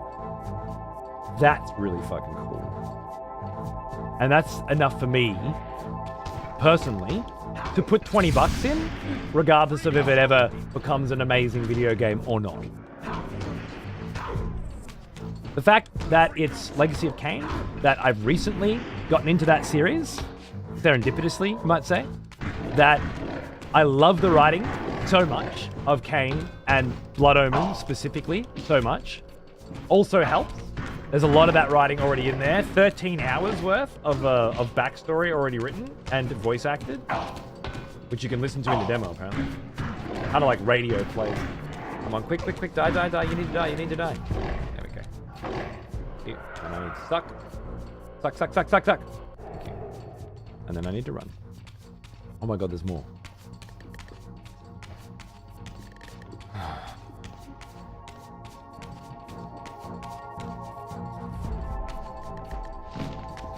You got a term for it? I forget too. I mean, look at the Souls games. Yeah, the Souls games are a lot more restrained, though, than what this is conceptually attempting to,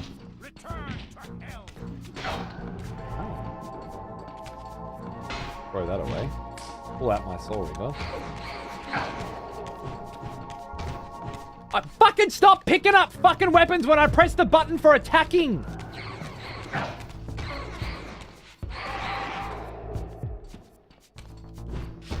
Oh. If only we had controllers with more than one fucking button on them. So conflicts like this don't happen. Wouldn't that be wild? Oh my god, you're gonna kill me. Woo! That was close. Yeah, fair enough. They did.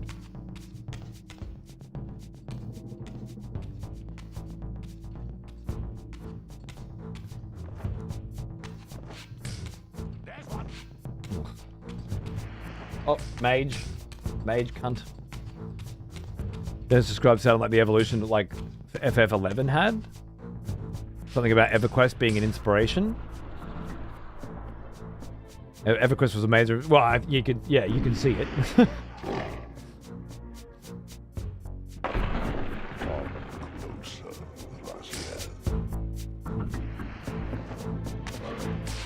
I'm not really in the right. I'm not ready for a boss right now.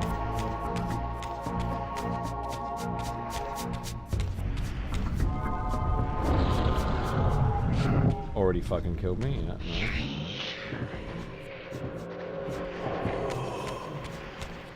Well, let's try.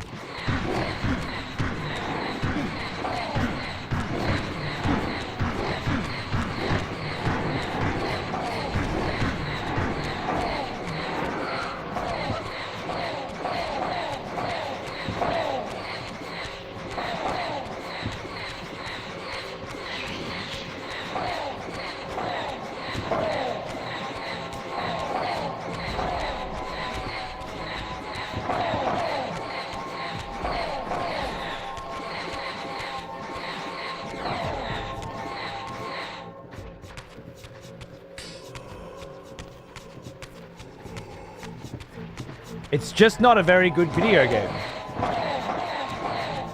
There's no way around it. And it's such a letdown, you know? Because there's so much there. And again, Blood Omen was a great video game. An exceptional video game.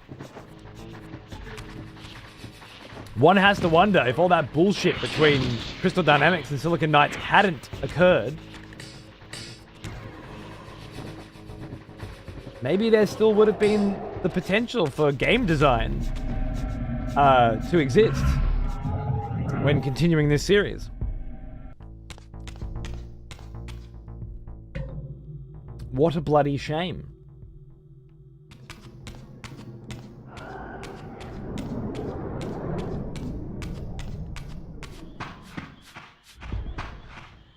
Look, it's got everything else that I love. I'd rather this than the new God of War, which only has combat, and even then, combat that's highly over-exaggerated in its praise. Here's an old... Whoa, Bearshirt! Almost... G'day, mate. I haven't seen you in a minute. How are ya? Good to see ya. Amy Hemmings did that series. She did the writing for this series, yeah. She didn't do the combat for the series, right? And that's what we were talking about, the hitting people with the pressing one button. That's what we're talking about. We're not talking about the writing. Because we know that the writing with the original team in Legacy of Kain Blood Omen was great, and we know that Amy Hennings was great as well, right? That's undisputed. Both of them were good writers that were able to use this creation to good effect. But the original team at Silicon Knights were also good game developers. Crystal Dynamics made this the same year that Devil May Cry came out. In fact, I think it was Soul Calibur 1 was the same year that Devil May Cry came out. So it's not like good combat didn't exist. In fact, some of the best combat ever made existed, you know? This is fucking pathetic. And the problem is, if the gameplay in a game sucks, the game sucks, even if the story's good, because it's a game, you know? If the story sucks in a book, the book sucks, because it's a book. A movie can have a shit story and still be good because of its special effects and its sound and its cinematography.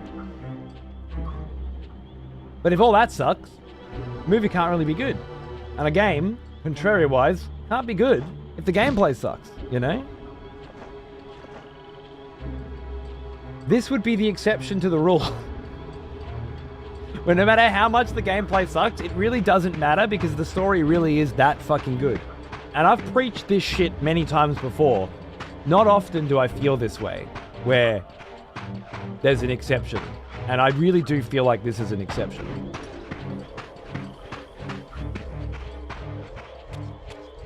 I would recommend people play this terrible video game because some of the level design's amazing. The throwback environments and moments to the original Legacy of Kain are fucking amazing. The writing, the characters, the cutscenes, the cinematography and the sound design are all amazing. And even a lot of the puzzles, even though they're 3D platformer puzzles, which is an acquired taste, I concede, I still think they're great. The 3 snake heads and the fucking multiple layers and the blood we just did before, that's all good. Getting into Janos' place with the... This is good shit. And it was it before the original God of War? God of War 1? Wasn't that a PlayStation 1 game?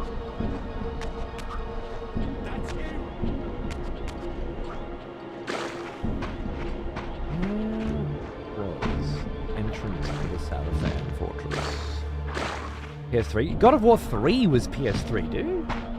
What are you on about?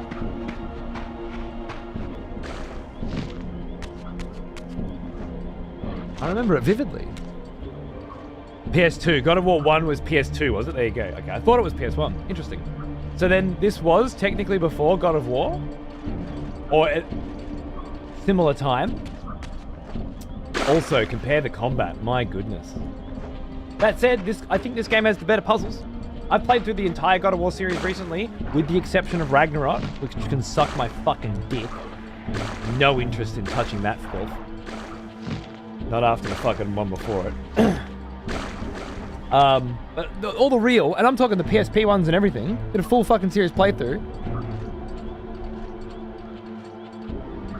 This was a PS2 game. The OG God of War was 2005. This was 3 years earlier. Wow.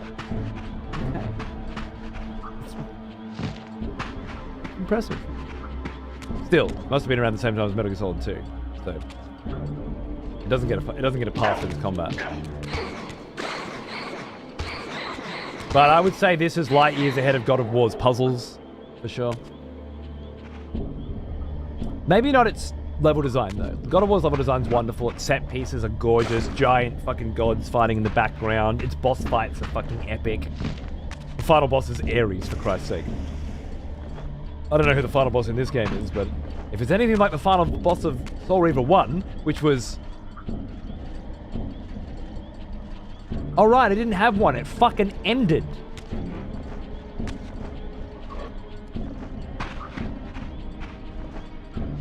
That was a PS1 game, so...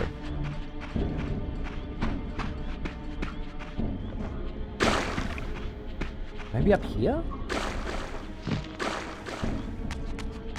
You hit 3... Yeah, Kain 3 times. Yeah, exactly. That's not a bloody boss fight. That's him.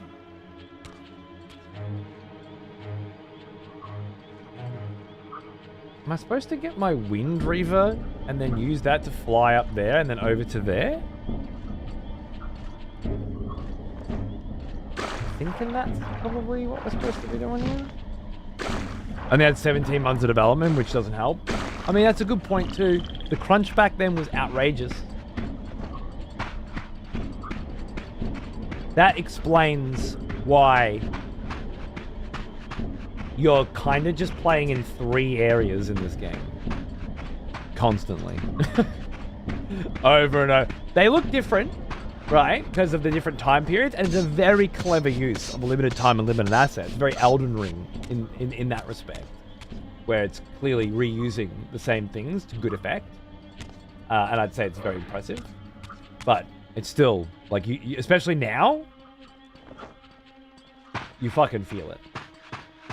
But then last time I played Devil May Cry 4, I whinged about it constantly as well. So, I mean, you know, it's understandable, and I think when you have that information, that knowledge, you can certainly look past it. Like, it doesn't feel like a big deal to me.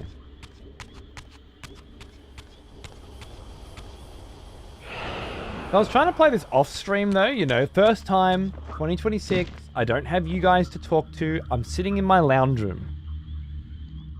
I've got exactly 1 billion video games that I could be playing right now, because it's 2026.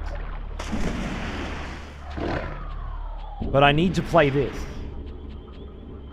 You shall not pass. Cute. Very cute. Video games were fun back then.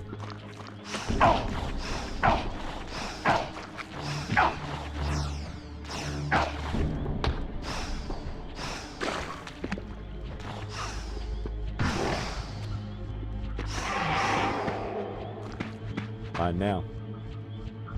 You shall not pass!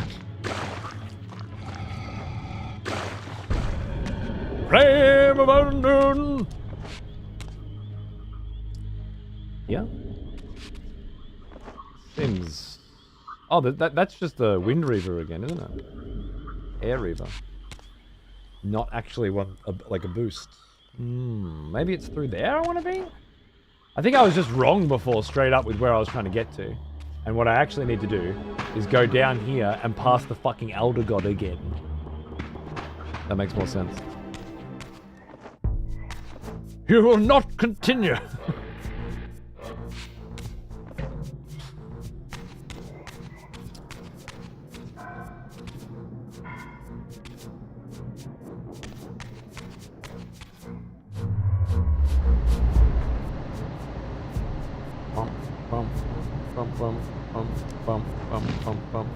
Is this to get back up where I just came from?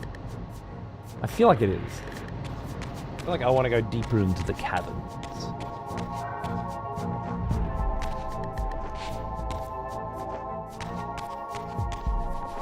Hey, Taravangian, how you going, mate? Watching The Expanse again, and wow, I got carried away. It's so good, right? I really need to do that again, bro. I love The Expanse. Kind of fell apart for me at the end, but so fucking good while it lasted. I would definitely go again. Whoa! What was that lightning summoning fucking cunts? Oh yeah.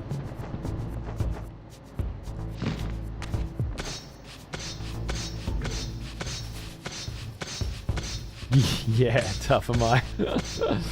An actual critique by people who write reviews on Steam, I'm sure.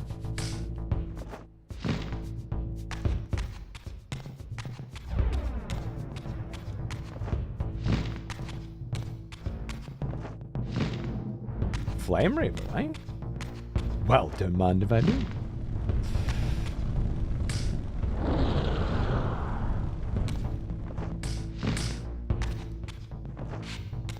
The other boss before Kain was cut due to limitations in budget. Fair enough. Fair enough. I wouldn't call Kain a boss though.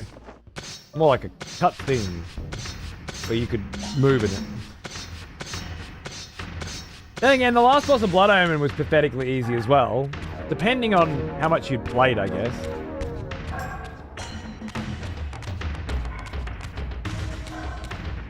Ow! What's supposed to be going down here? Yes. No, I just came from there. Fucking game, I tell ya.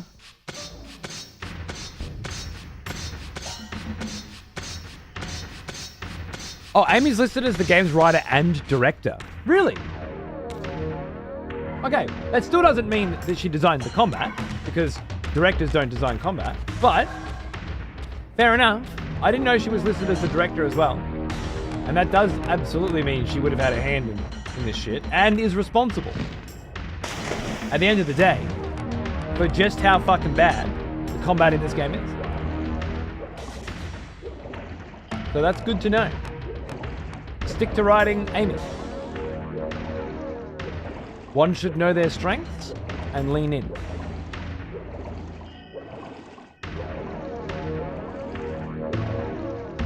And stay the fuck away from everything else. At least the time travel twists suit the reuse of areas well enough. Real, dude, super clever. As I was saying before, like, the gameplay is justified because of how well it failed me, Raziel. failed me for the last time, Luke. I wonder, Old One, did you truly resurrect me, or were you simply there when I awakened from my torment in the abyss? I suspect you found me merely convenient, dropped in your lair by Kain, indestructible for some reason, a durable and gullible tool for you to manipulate. This one thing I readily admit. I have been used by others time and again, but always I seem to stray from their path. What is it about me, demon, that makes me such an unreliable instrument? Why do I survive one trial after another, on and on, in an endless succession of humiliating deaths and resurrections? It seems there is much more to my destiny and my history than I know. Perhaps more than you know as well.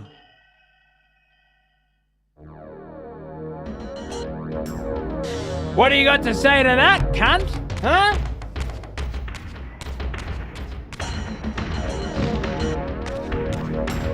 Great soundtrack too. Banging game. Banging game. Had no words that time, did he? I love this Raziel just constantly narrating, spitting fucking shit out. He has no idea if anything he's saying is true. And then these other cunts, usually they have some retort to it as well. They stand by their bullshit. If indeed it is bullshit. And you're just not sure. You're just not sure who's telling the truth, who's lying. Is Raziel's wild accusation, maybe you just found me there and I was convenient. Maybe you didn't res me. I mean, maybe. Do you have any proof of this, Raz? Are you just fucking riffing, bro? Because it seems like most of the time Raz is talking, he's just riffing.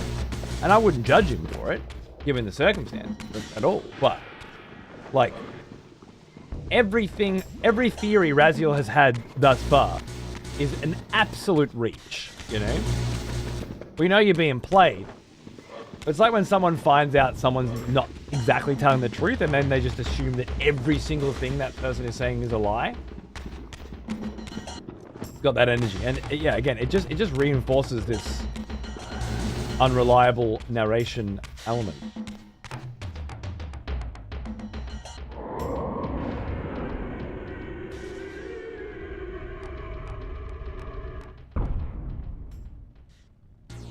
I have no memory of this place.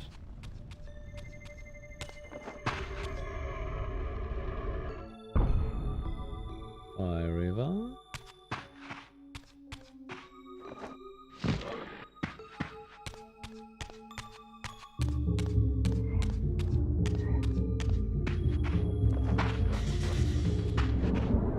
Such good tunes.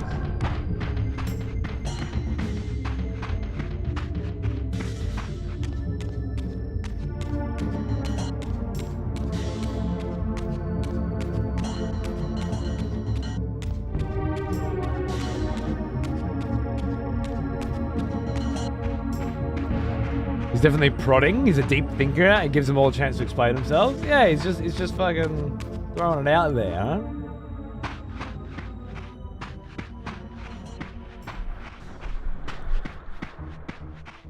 Provoking them into giving something away? Yeah, sure.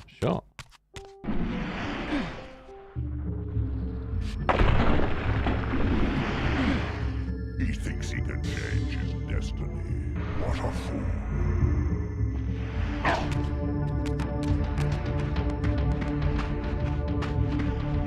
That block?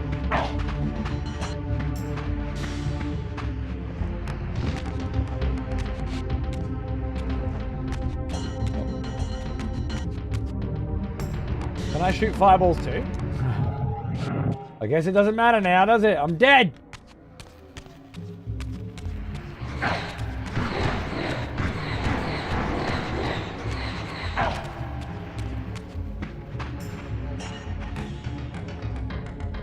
Ah, yes.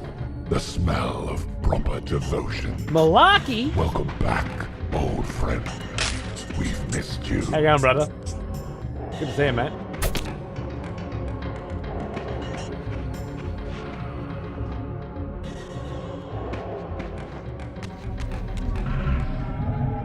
Hope you're having a nice fucking, what is it, Sunday night, Monday?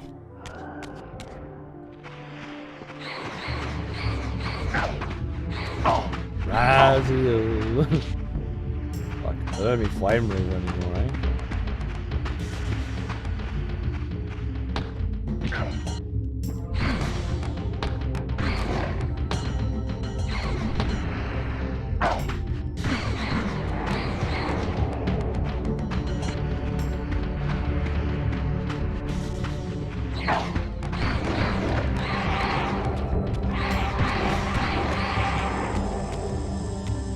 Kill the fire demons within 1 minute at the pillars during the Sarafan era. Gamer? I think so.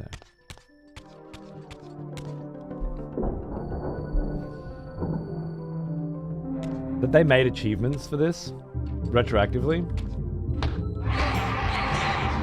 is so fucking embarrassing. I don't know if I can stomach it. I really don't. Watching the most boring Super Bowl in history. Oh yeah, so Keys is watching it with his dad at the moment.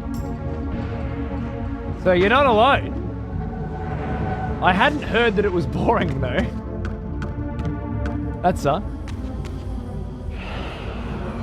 The drums and yeah, it's the soundtrack's fucking. Is this to get back up where I just came from? It does feel that way.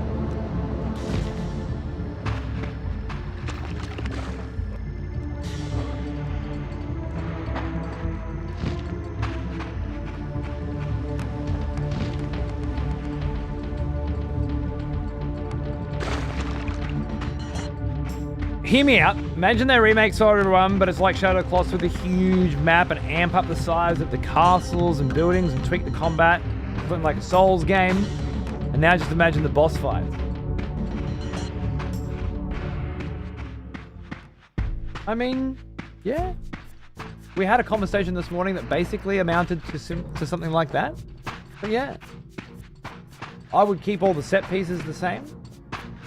And I would do all the bits in between. But I don't know, you could go pretty crazy with it. Just don't touch the fucking voice acting and don't touch the cutscene. Redo them if you want, Demon Souls style, but don't fucking change them. Not one beat. Just fuck with the gameplay.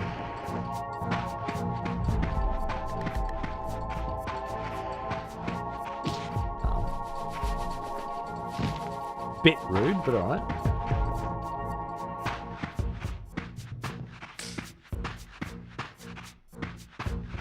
Fair enough, Link. Fair enough. Super Bowl is a boring fest every year. I've just never followed it. I think it's the biggest waste of time. Yeah. I guess it's the same as the AFL Grand Final here. I don't know. I watch Age of Empires.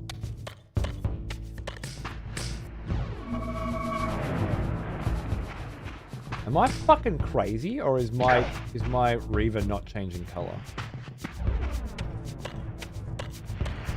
Am I losing my fucking mind?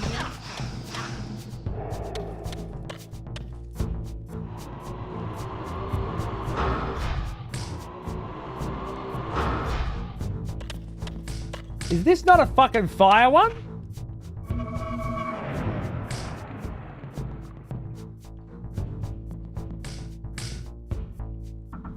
To be honest, I think something more like the Elder Scrolls formula would benefit this series as best as far as 3D modern games, modern 3D games go. That's the fucking dumbest thing I've ever heard in my fucking life. And I'm a Twitch streamer. I hear some dumbass shit. Walking around this world, talking to fucking NPCs for 50% of the game. Map, map, map, map, map, map. And then having them just walk around, walk into walls? I don't understand. What would be happening? What people are left in this fucking world, in Soul Reaver 2, to walk around and talk? Everybody's staked.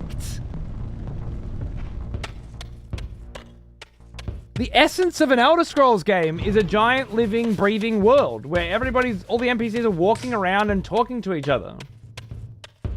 And you can interact with them and steal from them and learn from them and get quests from them, and you can befriend them or you can murder them, and intricate systems for using different magics, and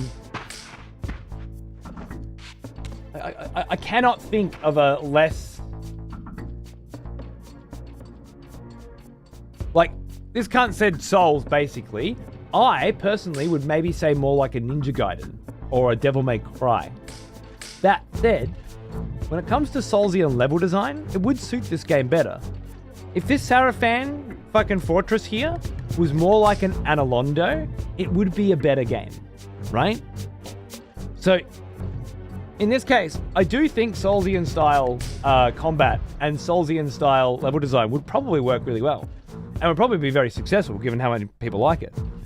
As far as Shadow of the Colossus open world style stuff, well, it can't be fucking any worse than going backwards and forwards on this fucking map 6 fucking times, can it? I haven't seen this version of the map. I didn't know it existed. It's gorgeous. I don't know why that's only just popped up now. What the fuck is that?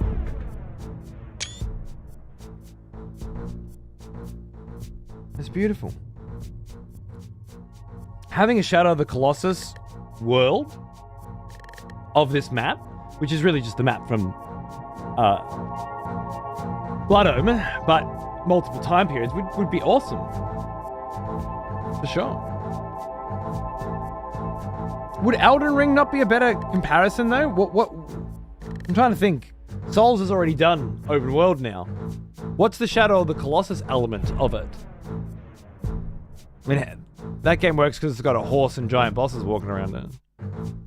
The problem with the Soulsian concept is it lacks the punch that Blood Omen had. Imagine Kain having a stamina bar, limiting his movement.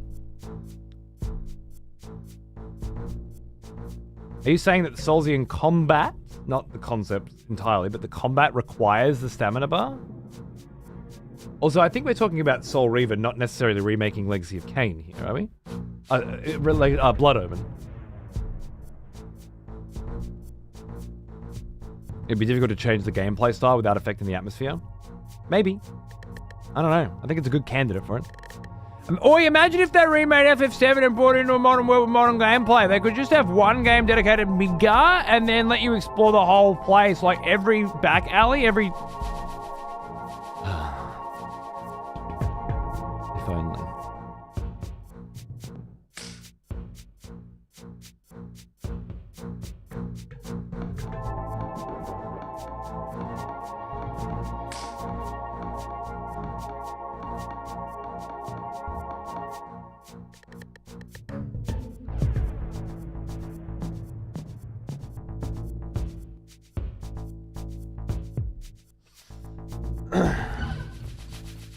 Okay.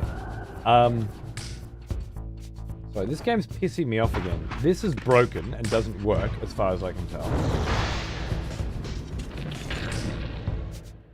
Never mind, I'm an idiot. It's not an urn, it's a plate. I'd already done what I needed to do, I just hadn't processed it. It's hilarious, actually. It's beautiful. Use the Fire Reaver to break the ice. Gorgeous. I presume I'm just gonna switch to this. And that's gonna let me in.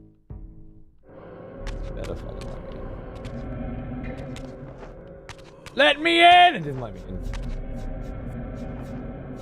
Personally, I think stamina bar restrictions, what I think Souls like. Okay. I don't know why, but that's interesting.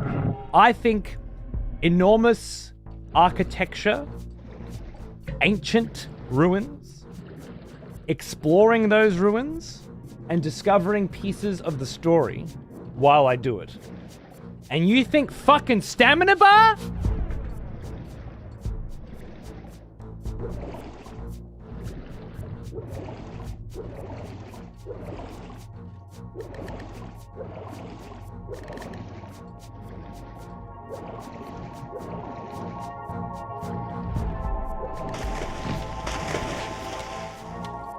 What's wrong with you? What's wrong with this game? Why is every single fucking fucking thing that I fucking do in this fucking game? Oh, I know what to do. I do not miss the old Eidos interactive camera angles. Like from Blood Omen style, or? This didn't say backstabs.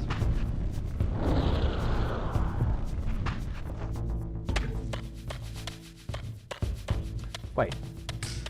There is a light one there. Maybe I gotta get to that. In terms of combat design, I definitely don't want Soul's combat design to inflict more stuff. Okay, I feel like you have an ulterior motive here that is based entirely on your own subjective perspective that has nothing to do with the wants and needs, hopes and dreams of the video game industry at large, and has absolutely no place in a hypothetical discussion like this.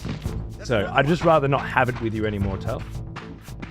I actually don't want to have it at all anymore because, you know what, it's gone beyond the pale of what is interesting anyway. Which is to say, nice concept, never gonna fucking happen. If it did happen, it would fucking suck. So what the fuck are we talking about? I don't know how this... We went from someone saying, yeah, wouldn't it be cool if it had like a Shadow of the Colossus open world and like Soulsy sort of exploration and combat? But yeah, but what if it was Elder Scrolls? You're a fucking idiot sometimes, Tuff, I swear. Hilarious. Good value, don't get me wrong. But a fucking idiot. I just kind of hate Souls combat because it's got like stamina. So I think a good fit for remaking Soul Reaver 2 would be fucking Morrowind.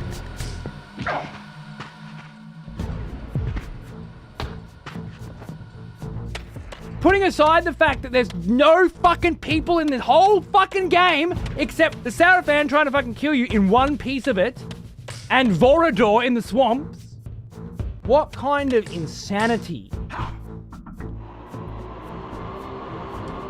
Are we fucking suffering here?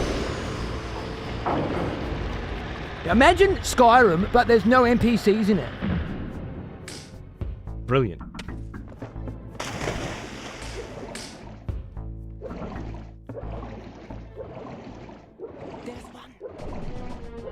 Can't stand playing Elder Scrolls anymore. Yeah, me neither, to be honest. I haven't gone back for the Oblivion remake either. No,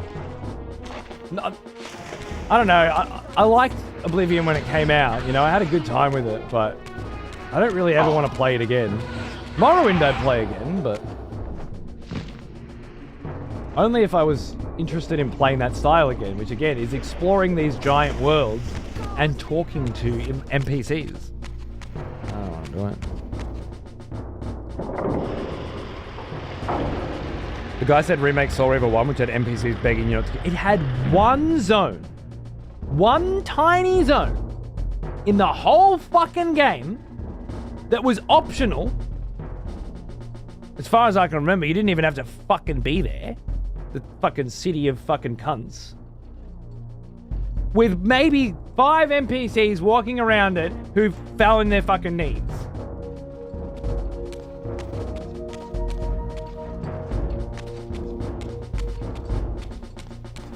I don't understand.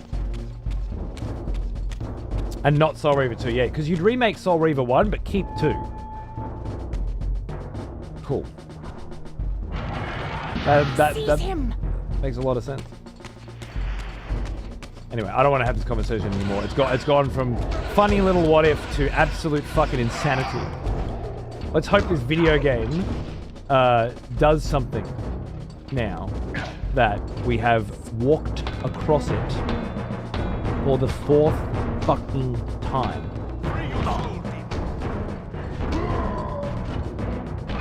Without any of the gameplay changing at all. Without anything interesting or exciting happening at all. Fucking game. We're almost back now though, so yeah. Hopefully there's something going on.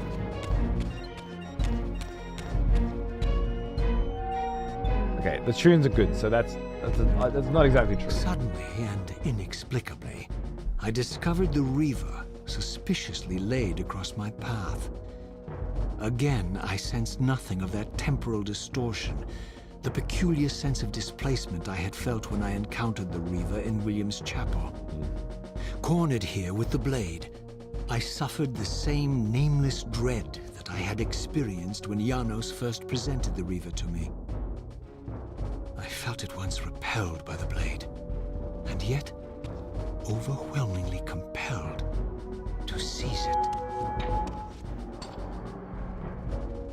So, Raziel, here we are finally. You have no choice but to confront me now, and I am not so foolish as I've let you believe. We have business to conclude.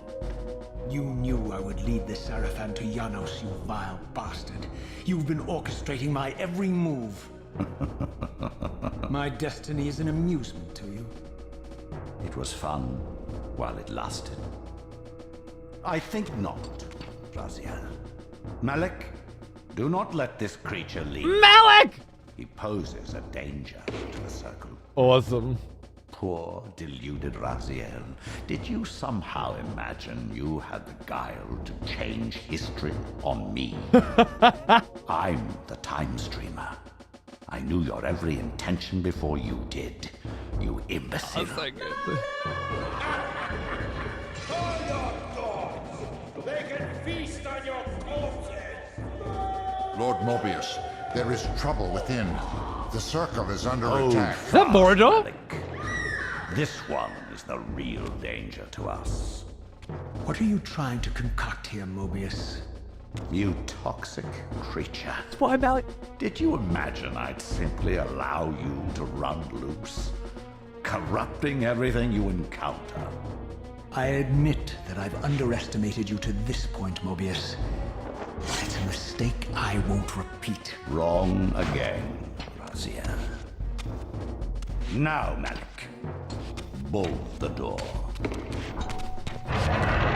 Using his staff to disable my Wraithblade, Mobius effectively disarmed me, leaving me with only one choice of weapon.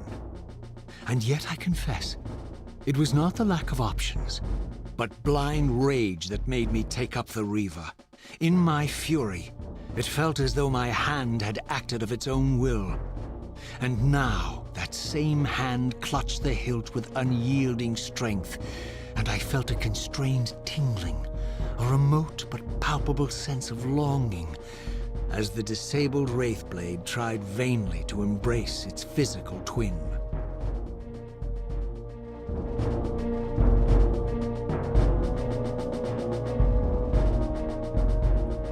Fucking awesome. So fucking awesome. Yeah, Mobius' face has got so much more personality in the original. They kind of really fucked it up. I think it's probably the one part of the remaster I think is shit. I love that. You really thought you were fucking controlling me, you imbecile, with my little, oh, don't hurt me. Amazing. I'm the time streamer, god fucking damn it. It's almost like he was pissed off that his plan worked as well as it did, you know?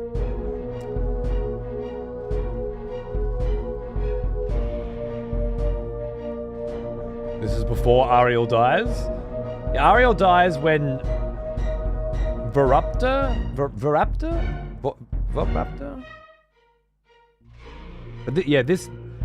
The scene from the original opening where Vorador gets pissed and comes in and kills 6 of the Circle of 9. Malik's not there to defend them. We now know why Malik's not there to defend them, because he's here! Keeping fucking Raziel.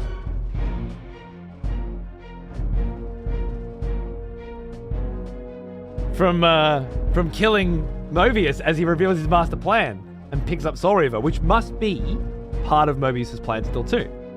And if part of Mobius' plan, then part of whoever's controlling Mobius' plan, which we believe to be the Elder God, but could be something even beyond the Elder God. Controlling the Elder God. When you broke the glowing crystal on the door to the stronghold, you helped Vorador sneak in and kill the circle. Just then when we opened the doors, right. Much like us allowing Janos to be killed, we've also allowed the circle to be killed by Vorador.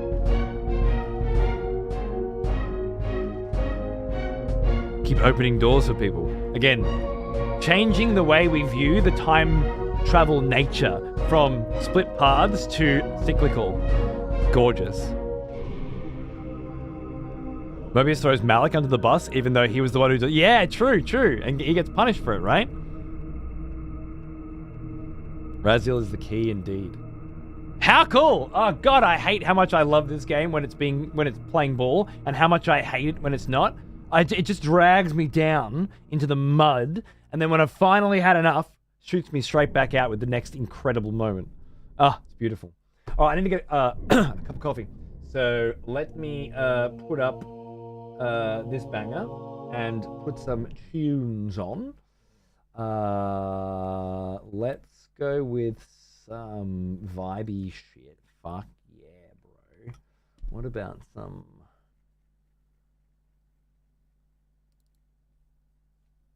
King Stephen?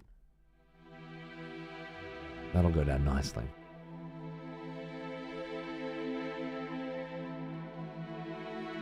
You're all fucking legends. I hope you're enjoying this shit as much as I am. Amazing, Otto. Absolutely amazing. I hope you're doing good, bro. Thanks for hanging. And I'll be back in a few minutes with more goddamn bloody Soul Reaver 2. Cheers.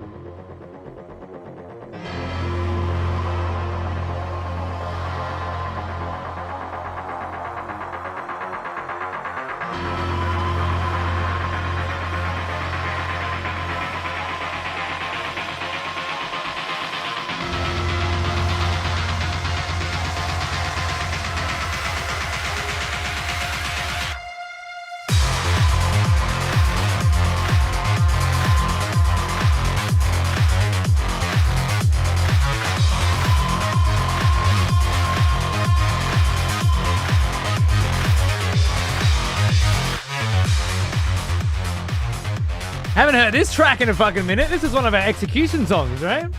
Banger. Fuck yeah. Sorry, a little longer than I expected. I always forget there's a baby and a wife out there, you know? Especially with the baby, because they're so happy to see you. Mine too, Yergs. Mine too. Like it? Good music? Cheers, cheers.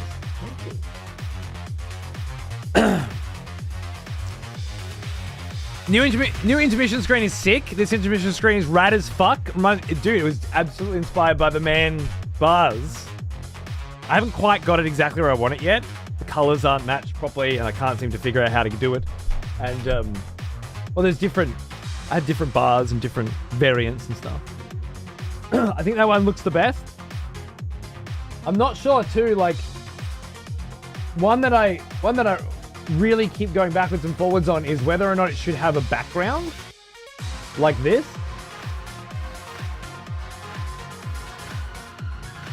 So that when the songs are just starting, you can still kind of see the outline of the logo. It doesn't look so hard cut, right? Which at this sort of moment I really like. But then once that gets going, I'm like, oh, it's so cool that there's nothing there. It's just black. And then it, you know, sketches out the fucking, the whole thing into the darkness. I can't decide whether I like that better or not. And then I've got others saved as well, which have completely different styles. Like much more bars, you know, like the old school man versus game sort of stuff. But again, I can't color match it. I can't even get close. Really. The closest I can get is here, which is where I've got it for now. But once I figure out how to do the color matching better, we'll keep fucking with it. The other option I had was to do this. And then I don't have to color match it. But then we lose that lovely wavy blood, you know? Which I think really adds to the vibes. I also don't want to fuck with the original logo. I don't want to change the color of the logo red or remove the blood. Anyway, there must be a way. So far, it's all done within OBS. I haven't had to use Photoshop or nothing. I'm sure I'll figure out a way. Also managed to get it down here too, which I fucking love.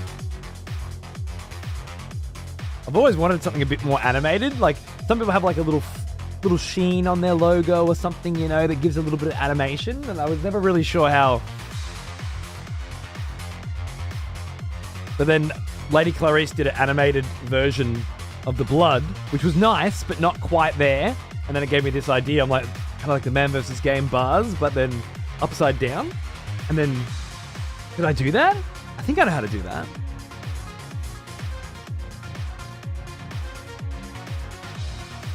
It took a bit of work, but when I showed it off last night during the Neo stream as well, nobody fucking said a word. There was like 500 people there or something, and no one said a fucking word. And I was like, Jesus Christ. Twitch these days, man.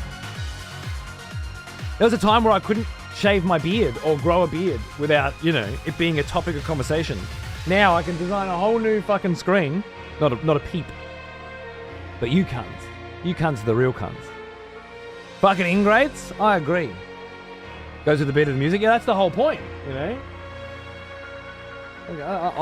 With the exception of the color matching, which again, I think has to do with the fact that the specific color used for that logo design by the sick cunt who designed it doesn't exist within the standard 256 color RGB range or whatever. Cool as fuck. Oh, no, Joe. I'm just talking about the night cunts. Bunch of useless bastards. You drop a break screen like that on them and go for 5 minutes. You come back. Nobody's said one fucking single word.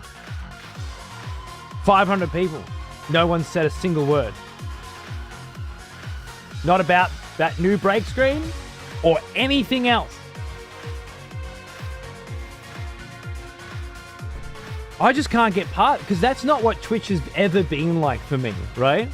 Never had. This is my 14th year. It's never been like that until now. Until Death Stranding 2 launched. That's the last time I remember everything just shutting down. Just completely different vibe. And yet, in these morning slots with old school retro games, there's like half the people, less than half the people probably. I don't know, I only ever see the numbers later with the with the fucking emails they send to us here. And it's popping up.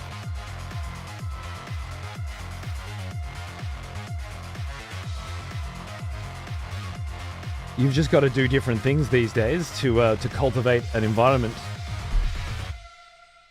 And apparently, sick as fuck break screens just isn't a bloody enough, is it? Anyway, thanks for waiting patiently. Amazing fucking Legacy of Kain moments are afoot. Huge fucking big brain connections.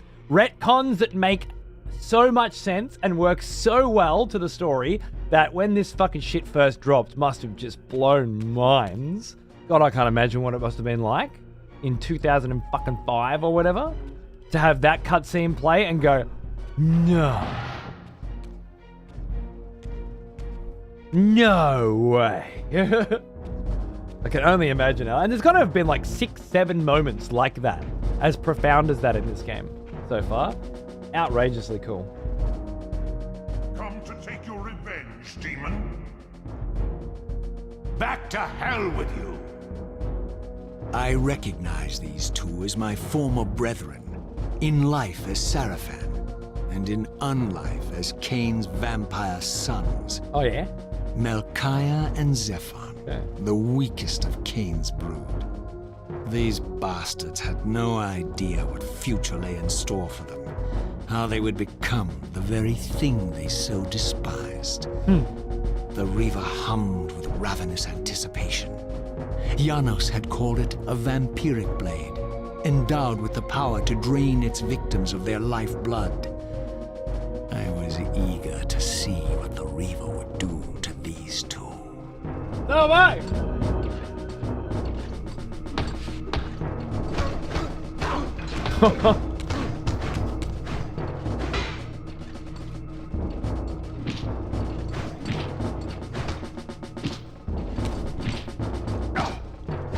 Is it sucking? Am I invulnerable?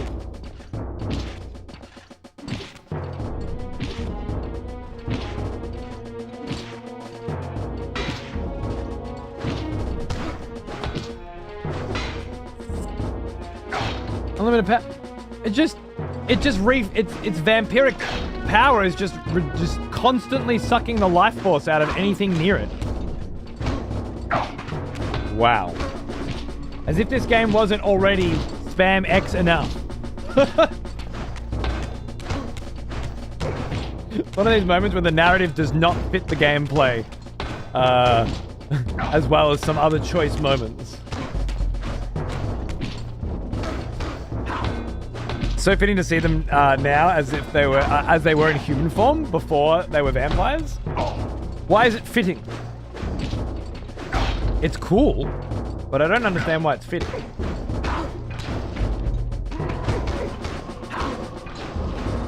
That one just fell over and died on his own. Suck his soul. Give me his soul! Give me his Sarafan soul! No, it went straight up to heaven.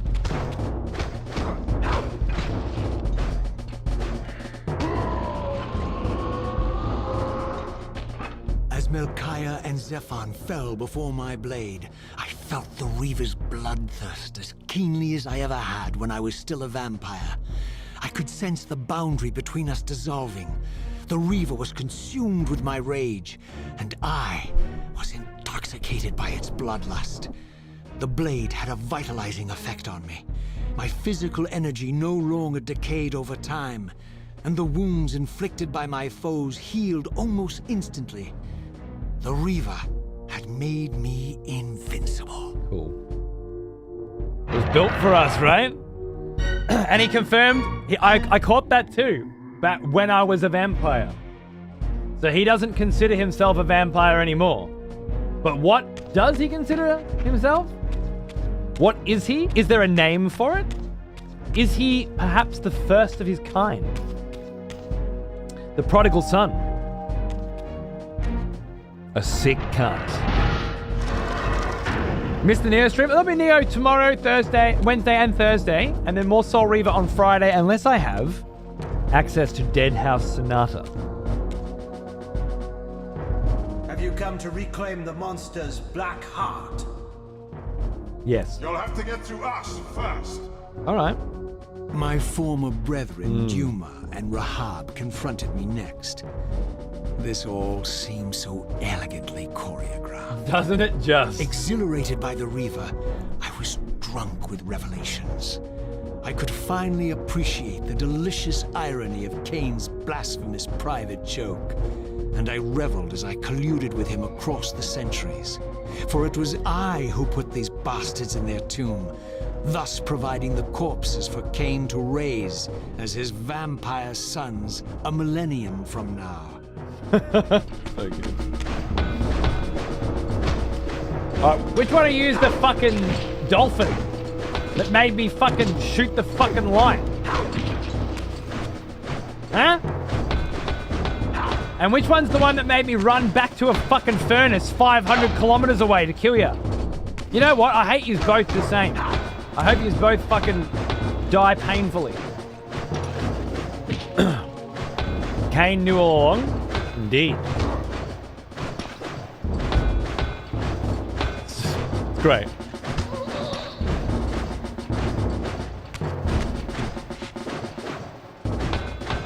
Crouch plus attack? I don't know what crouch is. Now that I had taken it up, the Reaver and I were inescapably joined. I'll try to put it down. The harder I tried to release the blade, the more tightly my hand gripped the hilt. Very nice. As if possessed of its own will.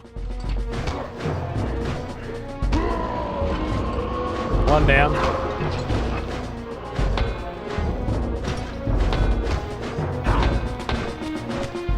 The Elder God said he is a Soul Reaver. True. And if the Elder God was the one that set Mobius on the path that led us to this event here, then they know that we are the Soul Reaver, that we were built for this purpose, and this sword was built for us because this particular moment that is about to occur was preordained. It's almost like the Elder God learned that this was preordained, or whoever's controlling him, if such a being exists, and tried to, assist these particular sequences. But then, if that's the case, they were already supposed to happen anyway, because they couldn't happen any other way, which means they already had happened. Malek. Get back to the pit you crawled from, demon. And here at last Oh, no. was my brother Turel. I haven't who, met him. along with Duma, would bear me into the abyss without questioning Kain's command. Right. So dutiful and righteous, even as a vampire. I guess some habits die hard. The vampire Turel had eluded my vengeance. Yeah. The Sarafan Turel would not. Awesome.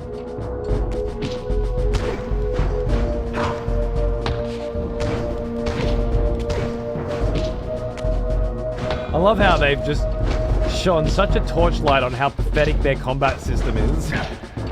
Like, they knew that this was dog shit. And the best way to make you actually enjoy it at the end of the game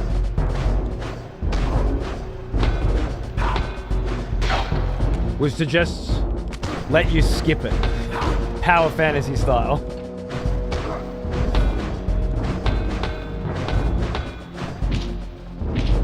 Yeah, I forgot about Tyrrell. Keep it coming, bro.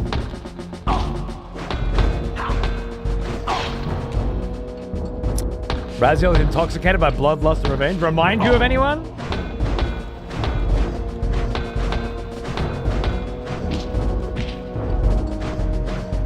It's so bad, Ocelot. It's fucking a joke. He was the cut boss from the original Story of a One, was he? All diegetically told in game. Very clever.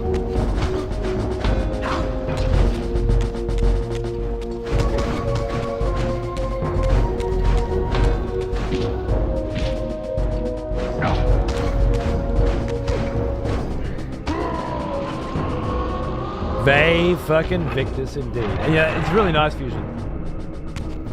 Turn that unfortunate situation into a beautiful moment. I love it.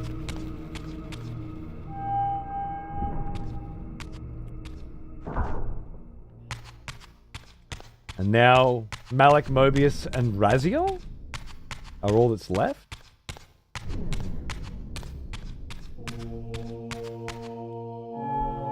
I wonder if Kain's gonna rock up again.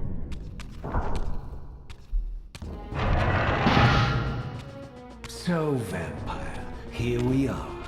You've destroyed my brethren, and now you've come for me. Huh. You'll find I'm not such easy prey. I don't want to kill you, but I will if I must. Return the heart to me, and we can end this now. So, you've come to avenge that filthy parasite and reclaim his foul heart. You're a righteous fiend, aren't you? Apparently I am. No, vampire. This is where it ends. But you won't be leaving this room. Now, let's finish this. I'll make it mercifully quick. As you did for Janos? No, that beast had eluded us for far too long. It would have been a shame to end him too quickly. It's ironic, really. The great Janos Ordrin turned out to be no challenge at all. Thanks to you.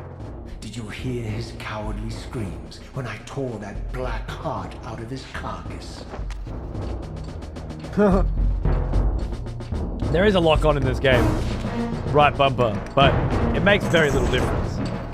Honestly, I often find it's worse.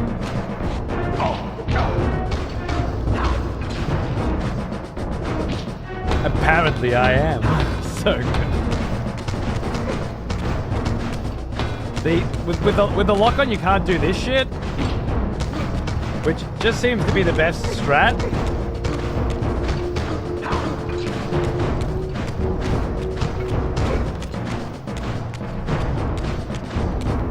I would look good as a Sarafan Raziel. Are you saying that you, in real life, if you were to wear this armor, would look good as a Sarafan Raziel? As a cosplay?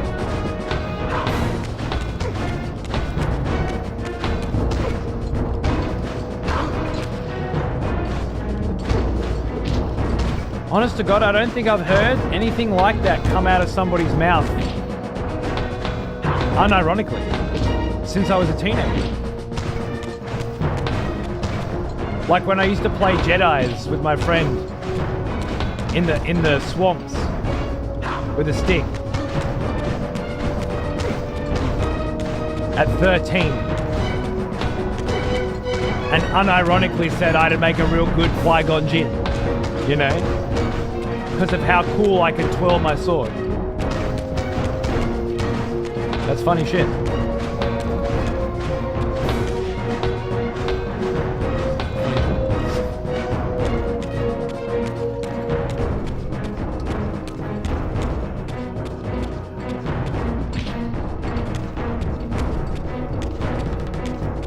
Is this really what I'm supposed to do?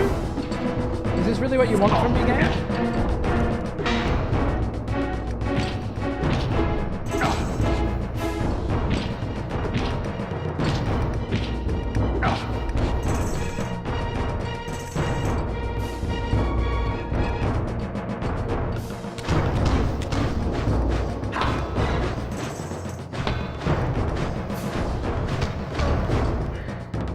Oh, here we go. Woo!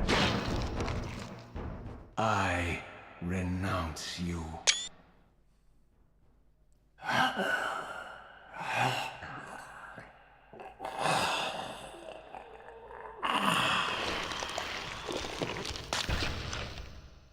And so it ends.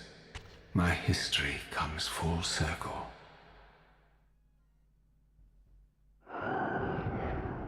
Sensing its twin, the Wraithblade uncoiled itself from me, and instead wound lovingly around its former self. I felt its grip loosen, and as the blade left me, its absence chilled me more than its presence ever had. A foreboding sense of emptiness and loss stole over me, and a terrible revelation gathered like a storm at the edge of my awareness. With all other foes exhausted, the conjoined blades turned themselves on me, and I realized, finally, why I had sensed nothing when Janos offered me the blade. The Reaver was never forged to be a soul-stealing weapon. The ravenous, soul-devouring entity trapped in the blade was, and always had been, me. Whoa. This is why the blade was destroyed when Kain tried to strike me down. The Reaver could not devour its own soul. The paradox shattered the blade. So, this was my terrible destiny. To play out this purgatorial cycle for all eternity. I could not bear it. Despair overwhelmed me. You.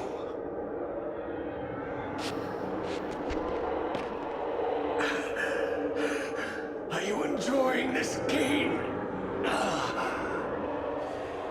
Don't fight it, Raziel. Give into it. Was this your destiny for me all along? Trust me. I felt myself weakening, unable to hold on any longer. The Reaver was too strong. The compulsion to simply let go, too great. And then, a growing sense of vertigo and the familiar displacement. The paradoxical moment when my twin soul hovered both outside and inside the Reaver blade. This was the instant, the glimmer of temporal distortion Kain had been counting on all along. This was the edge of the coin. The minute flicker of probability upon which Kain had gambled everything.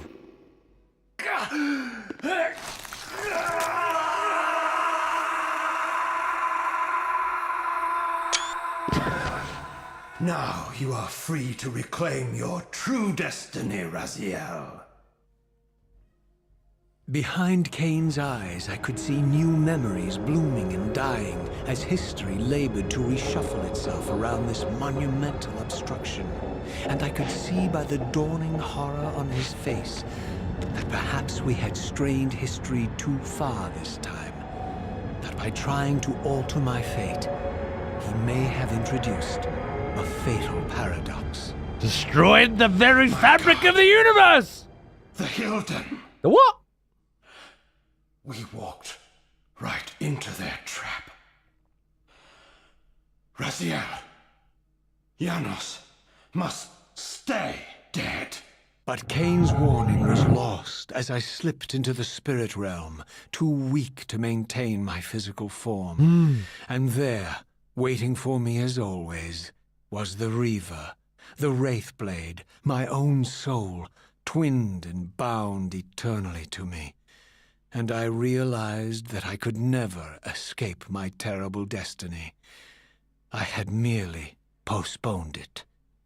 History abhors a paradox. Oh God, end it there. Please end it there. Holy shit.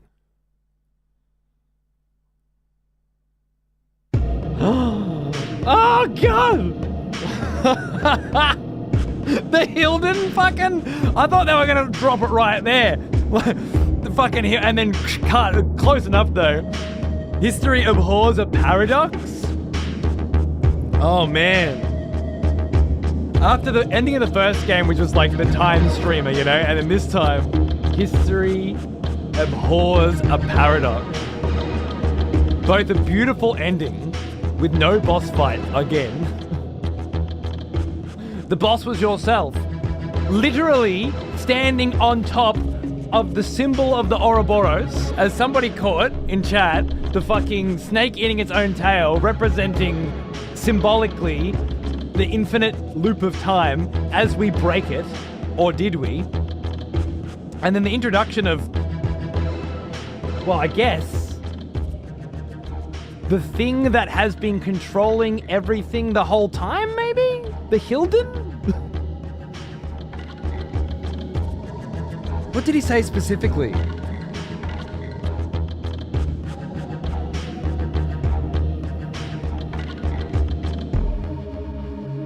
Can't remember the exact words, but it certainly gave me a vibe. My God, the Hilden. We walked right into their trap. Who or what is the Hilden? And if this was their plan, then this is who's controlling the Elder God, who's controlling Mobius, who ensured that all of these events would take place, even though theoretically they would have to have, so that the Soul Reaver, us,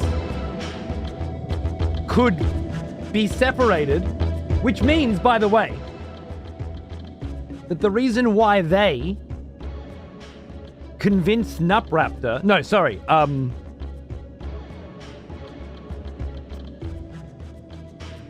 God, I've forgotten his name now. The fucking necromancer. I had it the other time. Mortanius.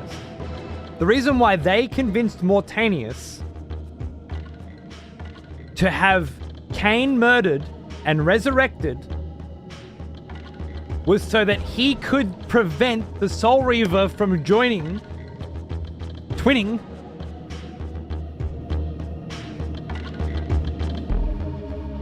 right? Like, that's it. That's the answer to the question from the very fucking first second of Blood Omen, which of course it isn't. It's an absolutely enormous retcon because it's a completely different writer by a completely different team. And yet, unlike a couple of the others, a really nice retcon that kind of attempts to answer that fucking same question without answering it. Again. Because why would the Hilden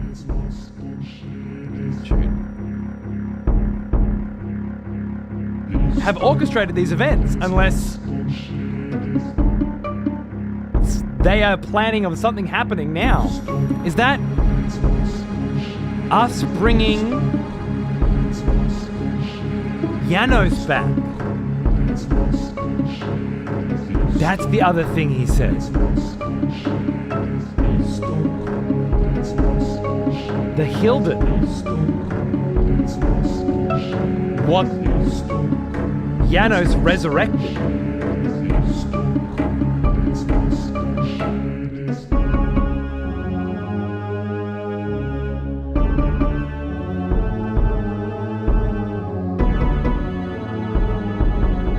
Why? Who missed us during the crunch?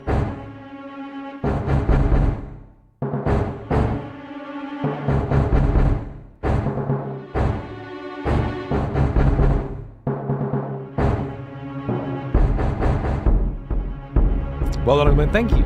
I didn't know I was fucking so close to ending it. I had no idea. Was that 5 days? It's actually shorter than Soul Reaver, but I had to redo a whole day of Soul Reaver. Soul Reaver like 7? Soul Reaver was 7 days, I think, and this one was 5? Blood Omen 2 is up next.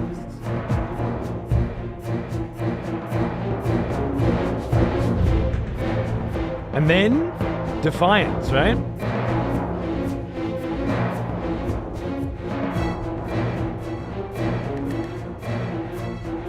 What do they end up doing with Janos' heart? Do we know?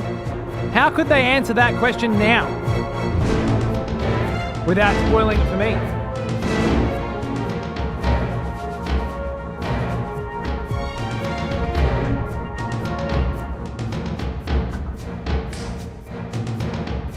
Oh, good on you, Kain. It's worth watching. It's amazing. I see. You're gonna see the fucking back of my fucking hand flying at your face in a minute. After that Elder Scrolls bullshit before and now this. Ready for an ass kicking. And to look back, that sense of vertigo that Raziel felt at the beginning of this game when encountering the Soul Reaver was him encountering a copy of his own soul while in blade form. A great piece of foreshadowing. Pretty cool.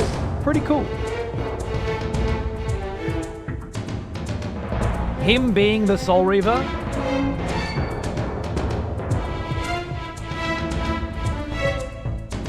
him being the weapon that they created, that part of the story has some holes in it for me that I need filled. So the angels created a weapon to fight the demons that they had cast down and imprisoned. Right? The angels created a weapon to fight the demons that they had cast out and bound by the pillars of Nosgoth, maintained by a circle of 9 something angels. Well, blue-skinned bloodsuckers, blue-skinned winged cunts. The species. We refer to them as the angels because of the depiction, but the ancients, perhaps you could say. There was definitely a split between them. They definitely cast down from above some of the others, right? The architects of the pillars who became the first vampires thanks to the blood curse forged a blade, the Reaver, that has their blood curse within it, right? But Raziel is the Reaver.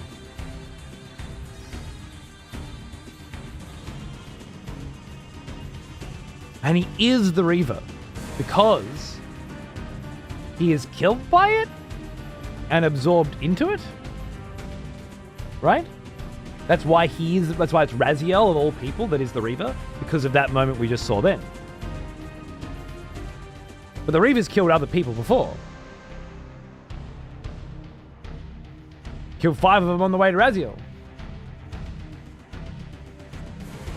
Why is it Raziel specifically that is the Reaver? That part, I think, is what's holding me back.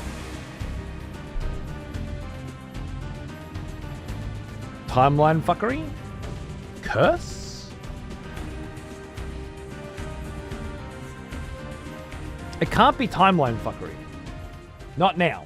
Not with bootstrap time travel, because this is not 2 different worlds. Now it's one cyclical cycle repeating itself in which means everything that has happened will happen, and everything that's already happened has happened before, and nothing can change anything ever. The paradox is the catalyst.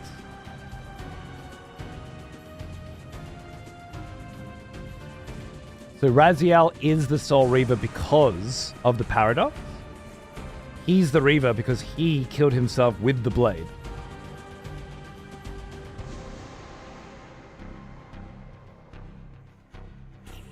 I understand the allowing the Kain to intervene part. I just don't understand why it's Raziel. It's because Raziel became a soul devourer. Like if Arthas killed himself with Frostborn, shit would implode. Doesn't feel right to me. The Soul Reaver, that is, the blade, has existed for ages. In fact, Kain in Blood Omen 1 says this of the Soul Reaver. Time fades, even legend, and the origin of the Soul Reaver has been lost long ago. But its purpose remains, to feed on the souls of any creature it strikes. Kindred, this blade and I.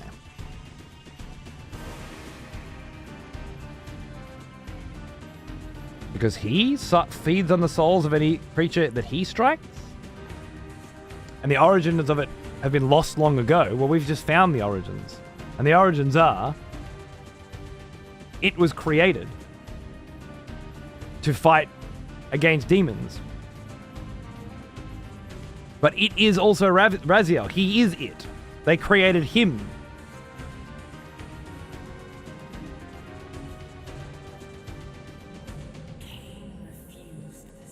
At the moment that Kain pulled the Reaver out of Raziel, Raziel would have been absorbed into the blade, thus becoming the Soul Reaver.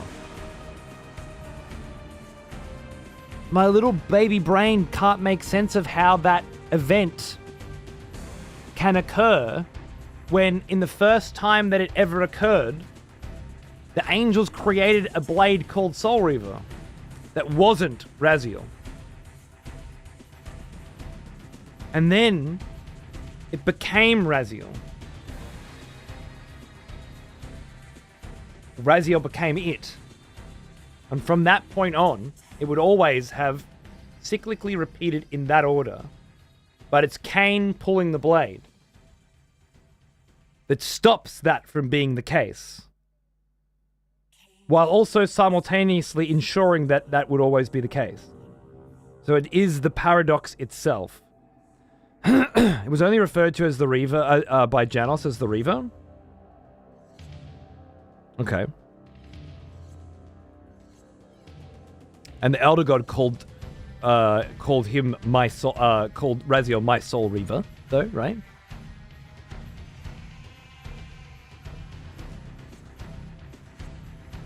Oh, good on you, Leth. They're so fucking gorgeous, right?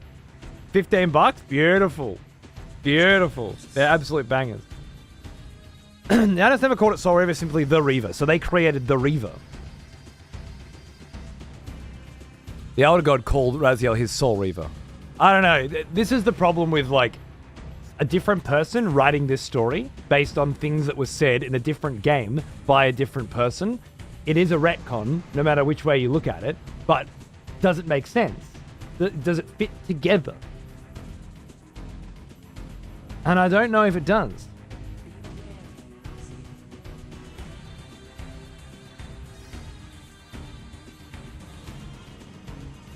It mostly, that's how I feel, to be honest with you. It mostly works, but the more I think about it, the more it seems to fall apart.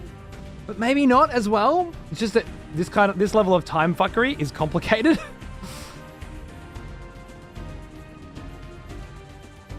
Alice has got some interesting thoughts on it, like Janos only calling it the Reaver, not the Soul Reaver, hence the soul part really isn't relevant.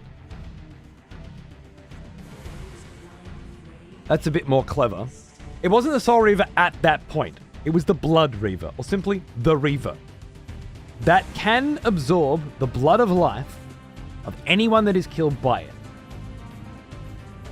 The blood life of anyone that is killed by it. So it absorbs the blood life of 1 Seraphim, 2 Seraphim, 3, 4, 5.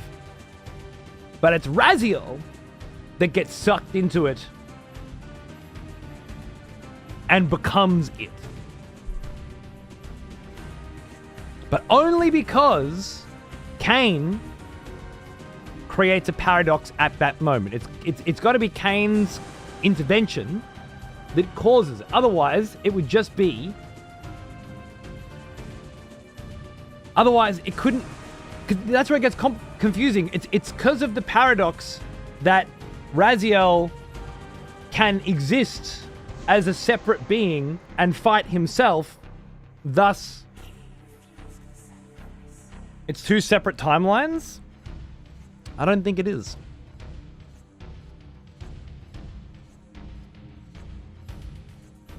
I think it's 1 timeline with 2 Raziels. It's a very different kind of time travel and a very different kind of take. You think it's 2 timelines?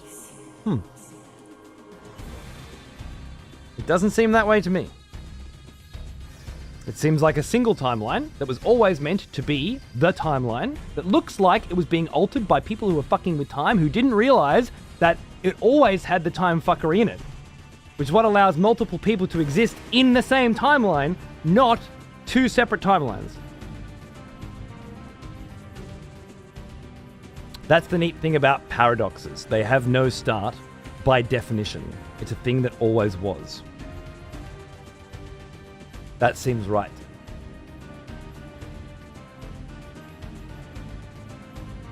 What was that last line again? History doesn't like paradoxes? Kain couldn't intervene in the precious timeline because Raziel kills him in William's chapel. Which didn't happen. The biggest alteration to the timeline in this game, besides Kain pulling the Reaver out, just now was Raziel's refusal to kill Kain in William's chapel. That's allowing Kain to intervene at that moment. But as I say, if Raziel refused to kill Kain and it felt like things were changing, it's bullshit, right? That was always how it was going to happen. Raziel was always going to refuse to kill Kain. There's no version of history where Raziel doesn't refuse to kill Kain and kills him. History abhors a paradox, that's it. Abhors.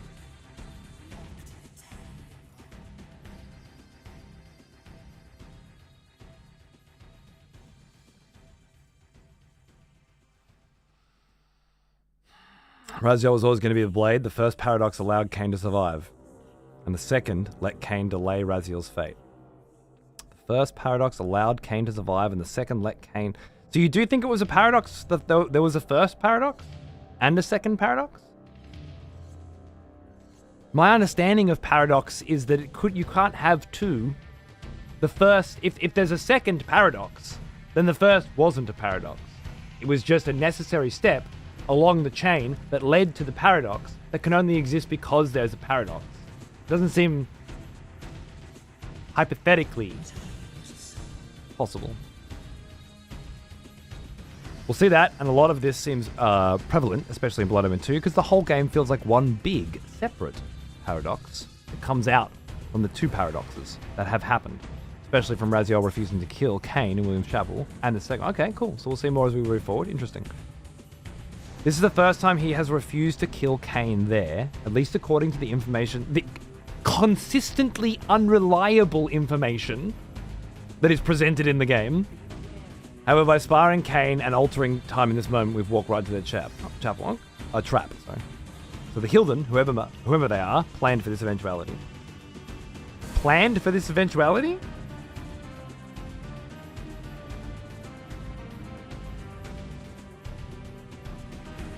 Not my read. Prepared, encouraged, created.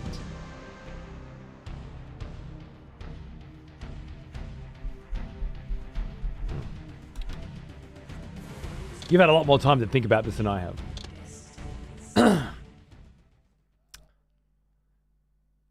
Think of it as an 8 loop with 2 separate circles that will eventually interconnect.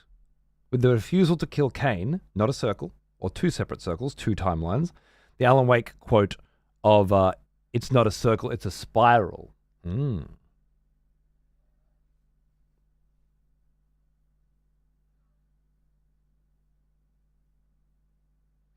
Was there some form of connection to the wielder? Because if there is, there's a possible link. The same soul losing and gaining whatever the soul is, and the blade, in this case, the container of the paradox itself. Not a single fucking word of it, man. Not one word of it made sense to me. I'm sorry. It's beyond me. We got a music player in here? Oh my god. They included the soundtrack on CD and in the game? Mag cunts. Lost Levels. Well. Ben Lincoln. Legacy of Kain, The Lost World. 25 years ago, I fell in love with Soul Reaver. Its setting, story, characters, art direction, high-quality voice acting, and seamless open world raised the bar for gaming in the late 1990s. Okay. I knew even before I started playing that significant parts of the story and game world have been removed in order to meet the release date. But Soul Reaver really resonated with me. I wanted to discover as much as I could about the deleted material, and I treated it as one last puzzle, more difficult than any of those in the game itself. For almost 2 decades, those of us with an interest in Soul Reaver's unfinished original ending assumed that we'd uncovered just about everything we were ever likely to see with our own eyes. We assumed that Crystal Dynamics still had at least some of it stored safely away, but such things are rarely shown to the public by any studio or publisher. I'm very happy to have been proven incorrect in this case. This remastered version of Soul Reaver was made by people who love the game at least as much as I do, and they've gone to unprecedented lengths. The version of Soul Reaver you're playing right now contains an absolute wealth of other, never-before-seen bonus material. But beyond that, the developers have used material saved by Soul Reaver's original creators to build authentic explorable versions of the formerly lost parts of the game world. Fans, new and old, can finally see with their own eyes where Raziel's journey would have taken him in the original conclusion.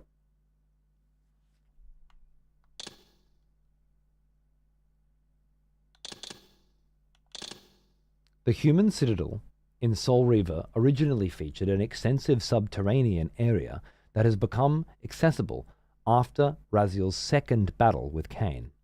The Undercity was the home of a vampire-worshipping human priestess and her followers. Defeating her would have granted Raziel the ability to control the minds of most humans and vampires. The save feature is not accessible. All abilities, glyphs, and attunements are unlocked by default. Raziel can shift in the material realm without needing portals, and you can reset his position via okay, so it's letting you play through shit that literally wasn't there. What's the boss room? I don't want to go through the whole goddamn... another fucking labyrinth? No, thank you. Oh, this one wasn't remastered either. What was that? Oh, photo mode? Interesting. I don't think it's even photo mode. It's just dev mode. Unless the whole game has had a click both sticks to photo mode.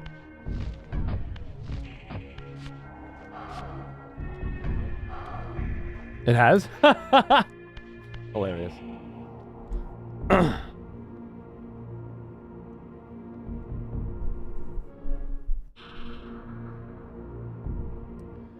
Mobius tricks young Kain into going back to fight Will. Yeah, we know that. Yeah, both armed with the Reaver. Yeah, this battle creates the first paradox. Since William is killed in that battle, he becomes a martyr, and the Vampire Crusade begins. That's the first paradox? Is it?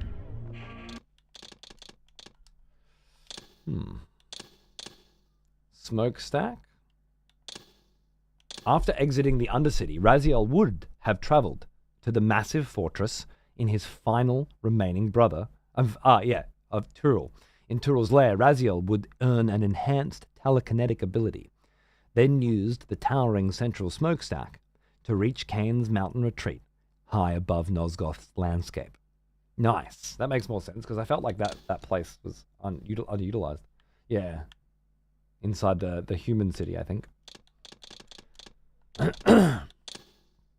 Turul's audience chamber? I get the feeling we're not actually meeting any of the bosses, just the locations where they would have been. Retreat? Kain's personal keep, perched atop the mountain tops between Turul's fortress and the silenced cathedral. In this sprawling, deleted area, Raziel would have fought enhanced members of every vampire clan before his final battle with Kain. Oh, you can? Nice. With the Reaver's power amplified by Kain's soul, Raziel would then discover a bridge connected directly to the top of the silenced cathedral, and used its titanic pipe organ to destroy every remaining vampire in Nosgoth.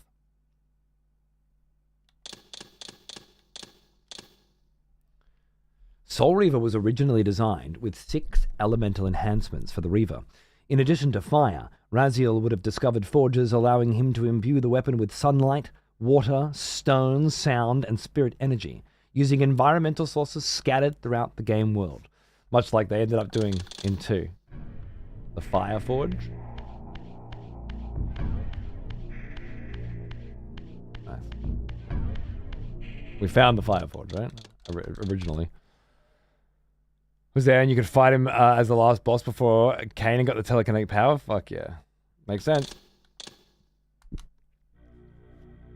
The E3 demo? Awesome. I love that they include that stuff. That's great. The lore of Nosgoth. Pure Sarafan's stronghold, this ancient crusader keep. Once proud enemy of vampire kind, impenetrable, indomitable, fell as all mankind must fall, and demon kind infest its halls. Corrupted? Underworld. Though Nosgoth's might is built on layers, a hell exists beyond its prayers. Here, the elder god resides and plots the doom of those it despises. Okay, so this gives you a little bit of an explanation of all of the places in the game.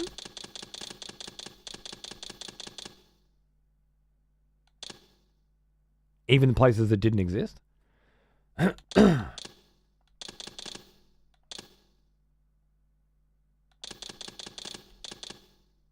Fireforge and Soul Reaver 2. Videos, the openings, outtakes. What are the outtakes? The making of Soul Reaver. Soul Reaver. That's right. Kain and Raziel. I feel an obligation to work out since I'm Soul Reaver. So when the time comes I really meet everybody, I'll be able to wear tight black outfits. And they won't feel so terribly disappointed to see that it's the 60-year-old cocker doing this voice. I had to go out and buy a PlayStation. They sent me Soul Reaver. Right. So I went up to buy PlayStation. Right. And we hooked it up in the house, and then I started it. Because I never played it, No. a game like this before. I played a game, period, other than, Knick Knock or that little Pac-Man or something. Right. And it's extraordinary. The opening's really extraordinary with the wings and the ripping and the throwing down of the abyss. And Right. now I'm getting into the labyrinth.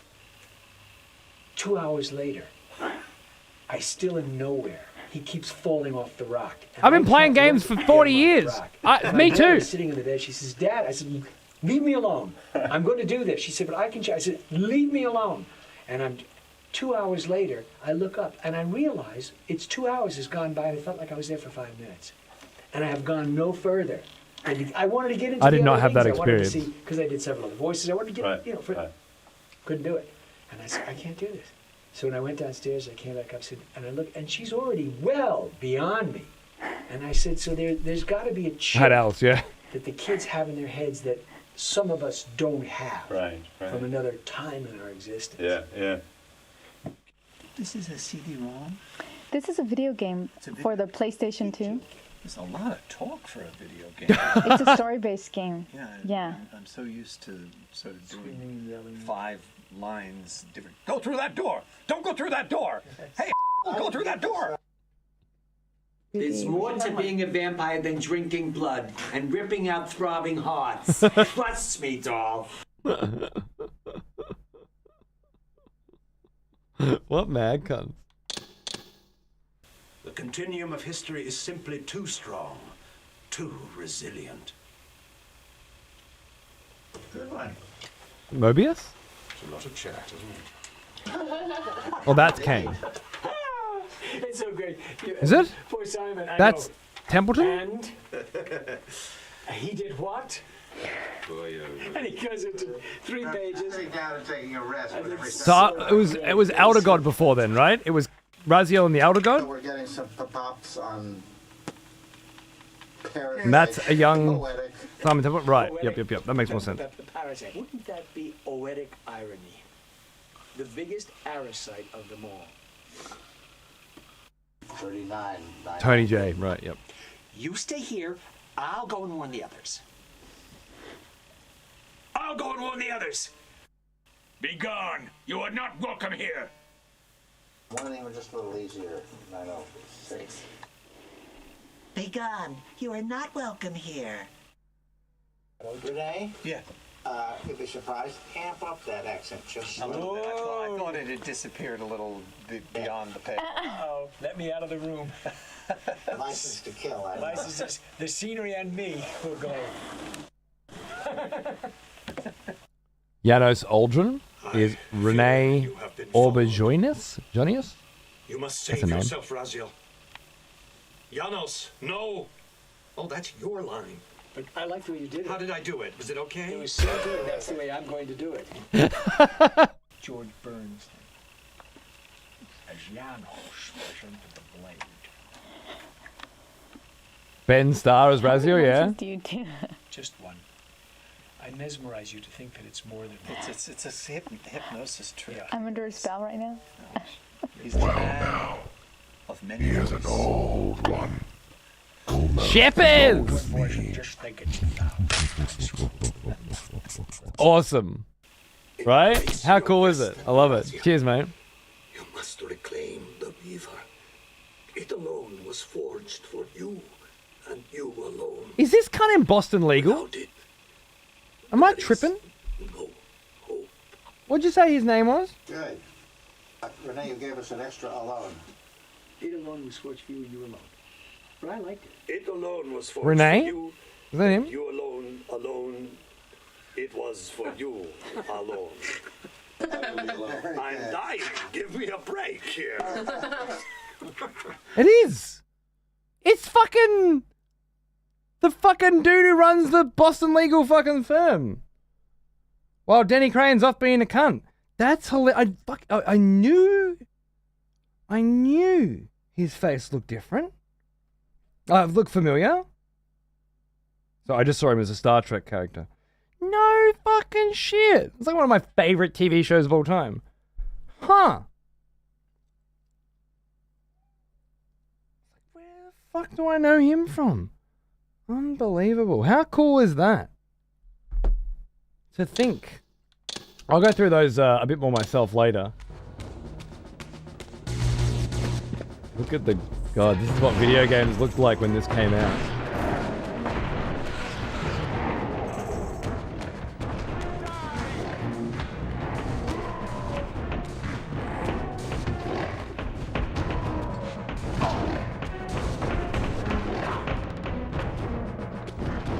Looks better. I agree. I was just thinking, I probably wouldn't have hated the gameplay as much if I was playing this version on a CRT. Like it fits better somehow.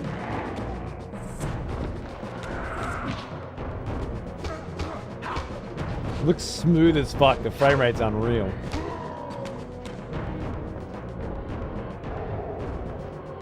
Looks gorgeous. Dark Chronicle. This is the whole screenplay, right? For both games.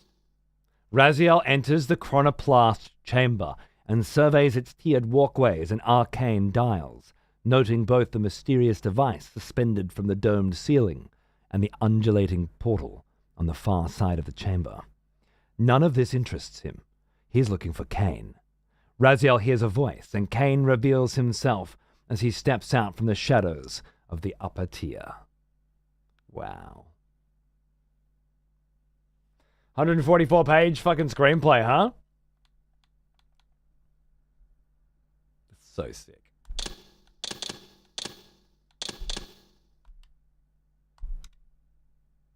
Ladies and gentlemen, boys and girls,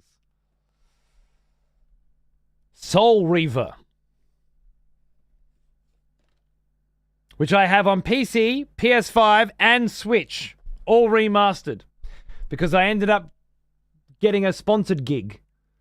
This PS5 version, I bought myself. I pre-ordered it when it was first announced, because a bunch of cunts like Alice had been saying Soul Reaver is incredible and you're going to fucking love it, and they're doing a remaster. So when I saw it, I thought, I'll get that. And then when it when it's time, I'll be able to do a serious playthrough. And then I got a sponsored gig when it launched. And they sent me a fucking code to do the sponsored gig and a physical copy for the Switch, which I still have wrapped. I'm planning on giving that away on my Patreon at some point as part of like a giveaway pack or something. But I'm so glad that I bought this, because this fucking steelbook is absolutely gorgeous. And I fucking love it. I loved it the first time I saw it, but now, knowing what the Soul Reaver is, knowing what the symbol is, it's fucking amazing. And it comes with the with a little art book and a physical copy of the game as well in a normal cover, and and the soundtrack for both games. It's almost in black and white anyway. It's just the Soul Reaver that's red and gold lettering.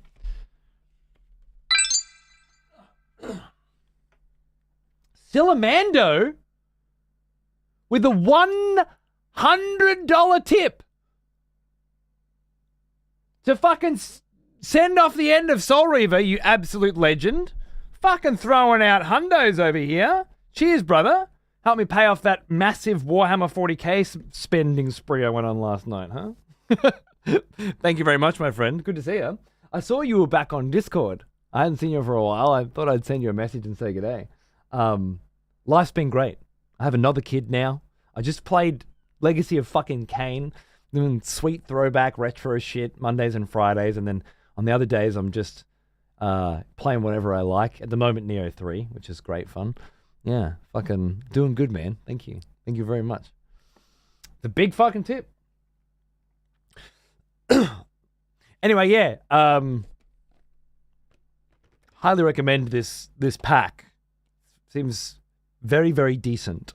And given all the extras and stuff, well worth a buy. Now, on Friday, we're probably going to play Dead House Sonata, which is the new spiritual successor to the original Blood Omen from some of the original developers and the original creator, which will be nothing like Blood Omen, and yet borrow heavily from Blood Omen, which is all very cool in a bunch of different ways. Also, I hear this fucking Menace game is absolutely sick. Yeah, this is Dead House Sonata. I'm getting early access to it, apparently. And I'm going to be given some keys as well, as far as I know, to give some of you early access to it as well. And then I think like a week later, there will be a demo. Look, we're gonna see it next week. It's gonna be pretty rough around the edges, but it'll give us a nice fucking taste. So I imagine we'll be doing that. If not, for some reason, and either way, next Monday we will be playing Blood Omen 2, which I believe should be in here somewhere. Legacy of Kain, Blood Omen. Blood Fresh Supply.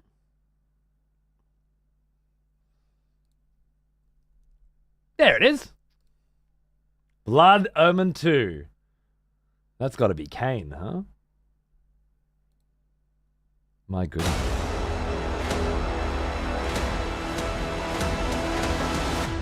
Am I watching an ad? Need a fast cash Right loan now? without all the hassle?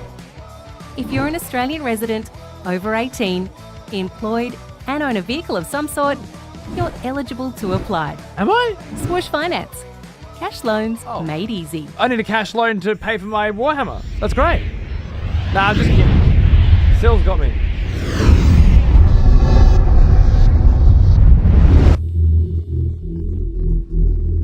Also, new Game of Thrones, Knight of Seven Kingdoms, banger. Get into it.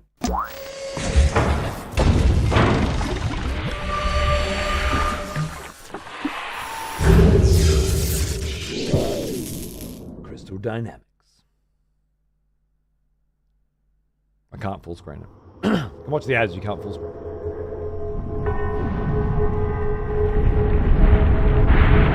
End of Blood Omen.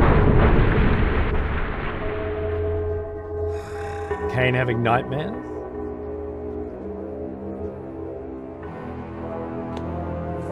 The Reaver in his hand.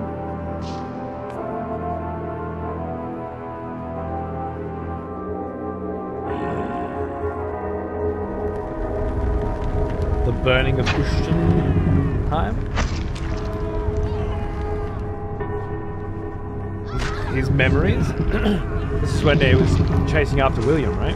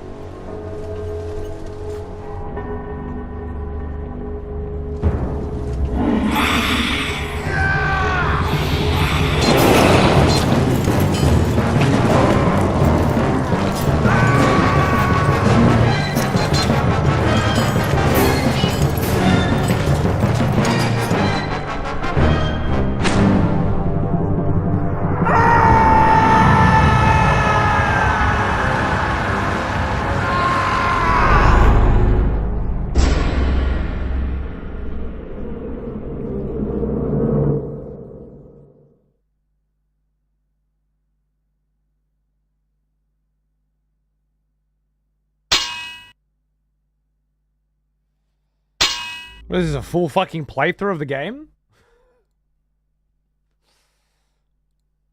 I think it is. Alright. Well, there's something for us to chew on for what might be the next week.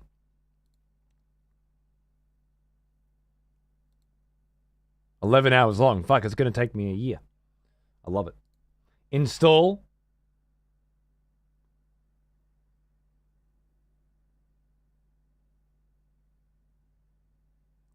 On the fucking E drive? That's fine with me. Nah, let's put it in the C drive. That's fine.